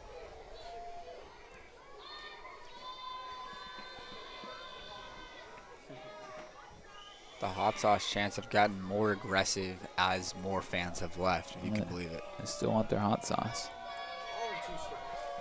1-2 to Daudet. Grant goes. Daudet shoots that. It's the second base, and he'll ground out, but he'll get his 6th RBI of the ballgame. Great piece of hitting there from Daudet. Just knowing what needs to be done and executing the job there to get a run in. So Scott Radinsky will step in now.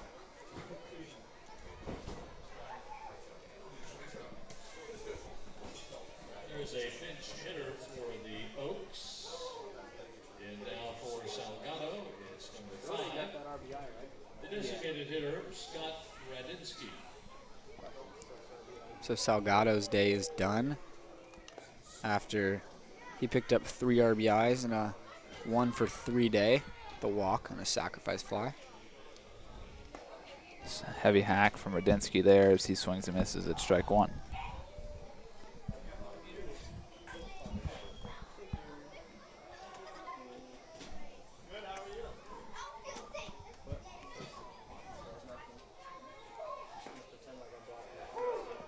Strike two to Radinsky.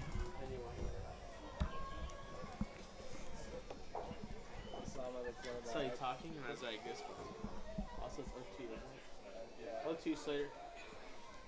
Slater 0-2. Grant's just messing with Baez over there at second base, and Baez just continues to look over, which is surprising in an 8-run ballgame. Radinsky swings and misses at strike three. The Oaks get one more this inning to make it now a 12-4 ball game. And I think Andrew Lucas is going to come in to to pitch the 9th inning here. And waiting to see.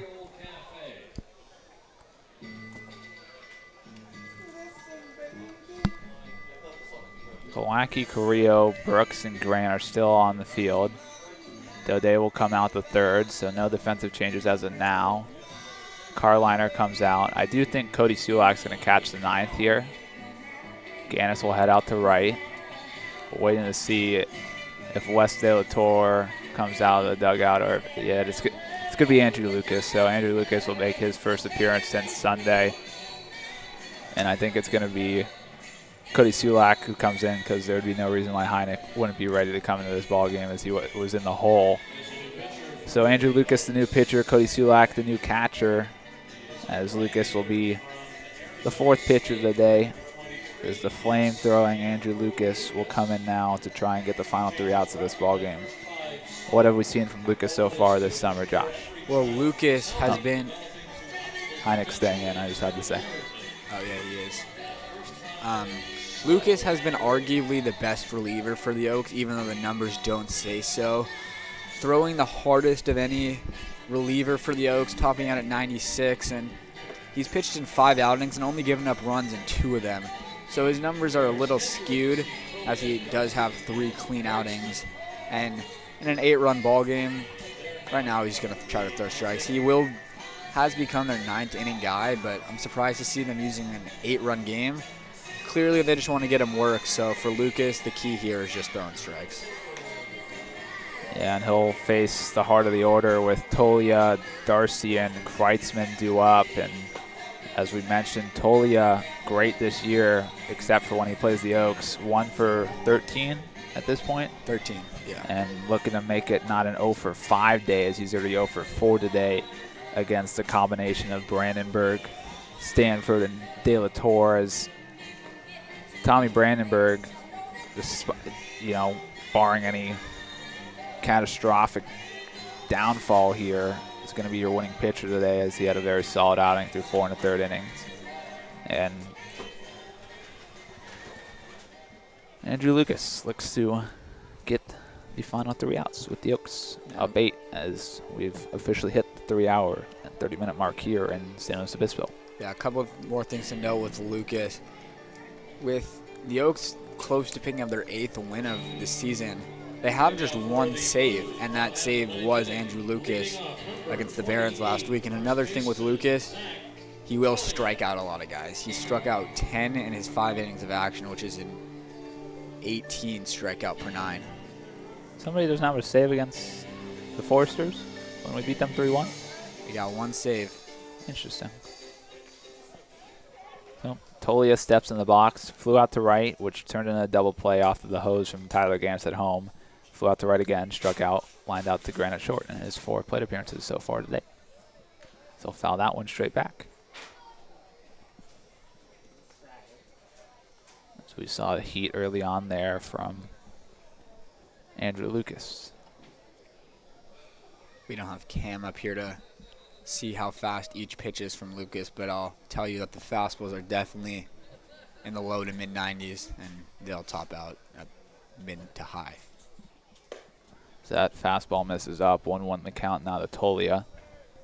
Yeah, I believe we've seen Lucas reach 97 this summer, which is ridiculous. I wouldn't be anywhere near the batter's box if he was pitching. Yeah, Lucas actually told Cam today. So there's a fastball that Tolia misses.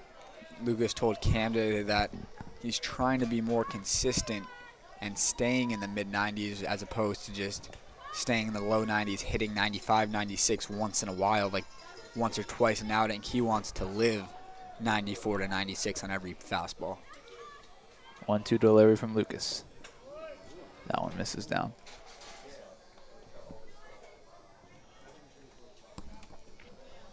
Two the count now to Tolia.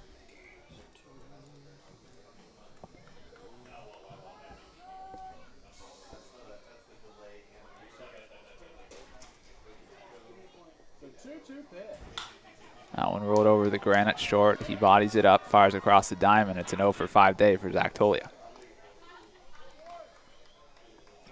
It'll be his first 0 for 5 day of the year. As I mentioned, just 1 0 for 4 day before this. Batting out number 26 from San Antonio, Cody Darcy. You can hear where the ball goes. You can tell like who's shuffling his feet for time.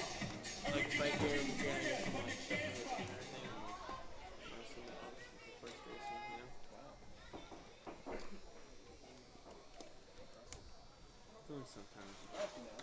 As Lucas's fastball misses down for ball 1 to Cody Darcy. Darcy is 2 for 4 today. 1 0 later. One of the few Blues hitters having a good day at the plate today. Oh, that's 0-1. It's Darcy. That one just misses away. 2-0 now. Darcy tonight, 2 for 4, 2 singles, a run driven in. He gave an RBI 11 on the season. 8 behind Tolia. And the 2-0 pitch. Lucas delivers 2-0. That one's rolled over to Grant at short. Great play by him. He fires, gets the out. What a play, Gavin. I mean, ranging to his left, spinning, throwing, all in one motion, making it look easy, and he's getting some applause there from Noah Karliner at first base. Karliner's still saying something to him. He might be telling him, yeah, I could have done that. Now for the Blues, number 34. Is this the Pirates of the Caribbean song? Is it? Yeah, I think so. So now we've gotten to the Blues version of Disney Day, They wait till they're... as they're only 1 out away from losing this ball game. So we got what I am pretty positive. E.J. Kreitzman holds up his swing. I may be mistaken, Josh, but this is the first noticeable shift that I've noticed amongst our infield this summer. Yeah, and it's still even just really Grant and Daudet. Brooks is still on the infield dirt. As strike 1 called Kreitzman, 1-1 the count to him. Kreitzman walked, was stranded at third in the second, struck out swinging in the fourth, RBI single in the fifth, and flew out in foul territory to Karliner in the seventh. 1-1 delivery from Lucas is fouled back by Kreitzman. 1-2 the count now.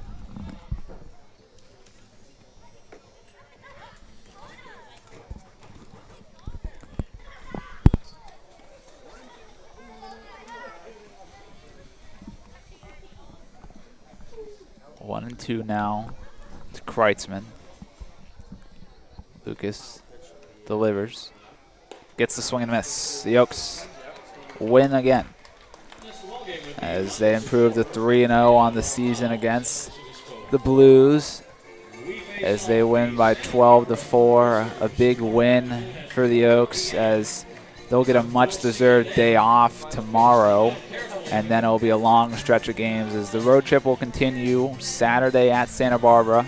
My apologies, Sunday at Santa Barbara, and then they'll have their Monday off, and then they'll take on the Barons on the road Tuesday, and then they'll take on, we'll be back here in SLO on Wednesday, and then there'll be a home versus the VC Pirates Thursday, at the Academy Barons on Friday, home versus the OC Riptide Saturday, and then home versus the Arroyo Seco Saints on Sunday.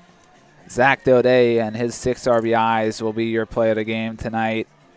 For the Canucks broadcast crew, I've been Austin Gregory alongside Josh Mechanick and Sammy Holladay. We'll see you guys next time.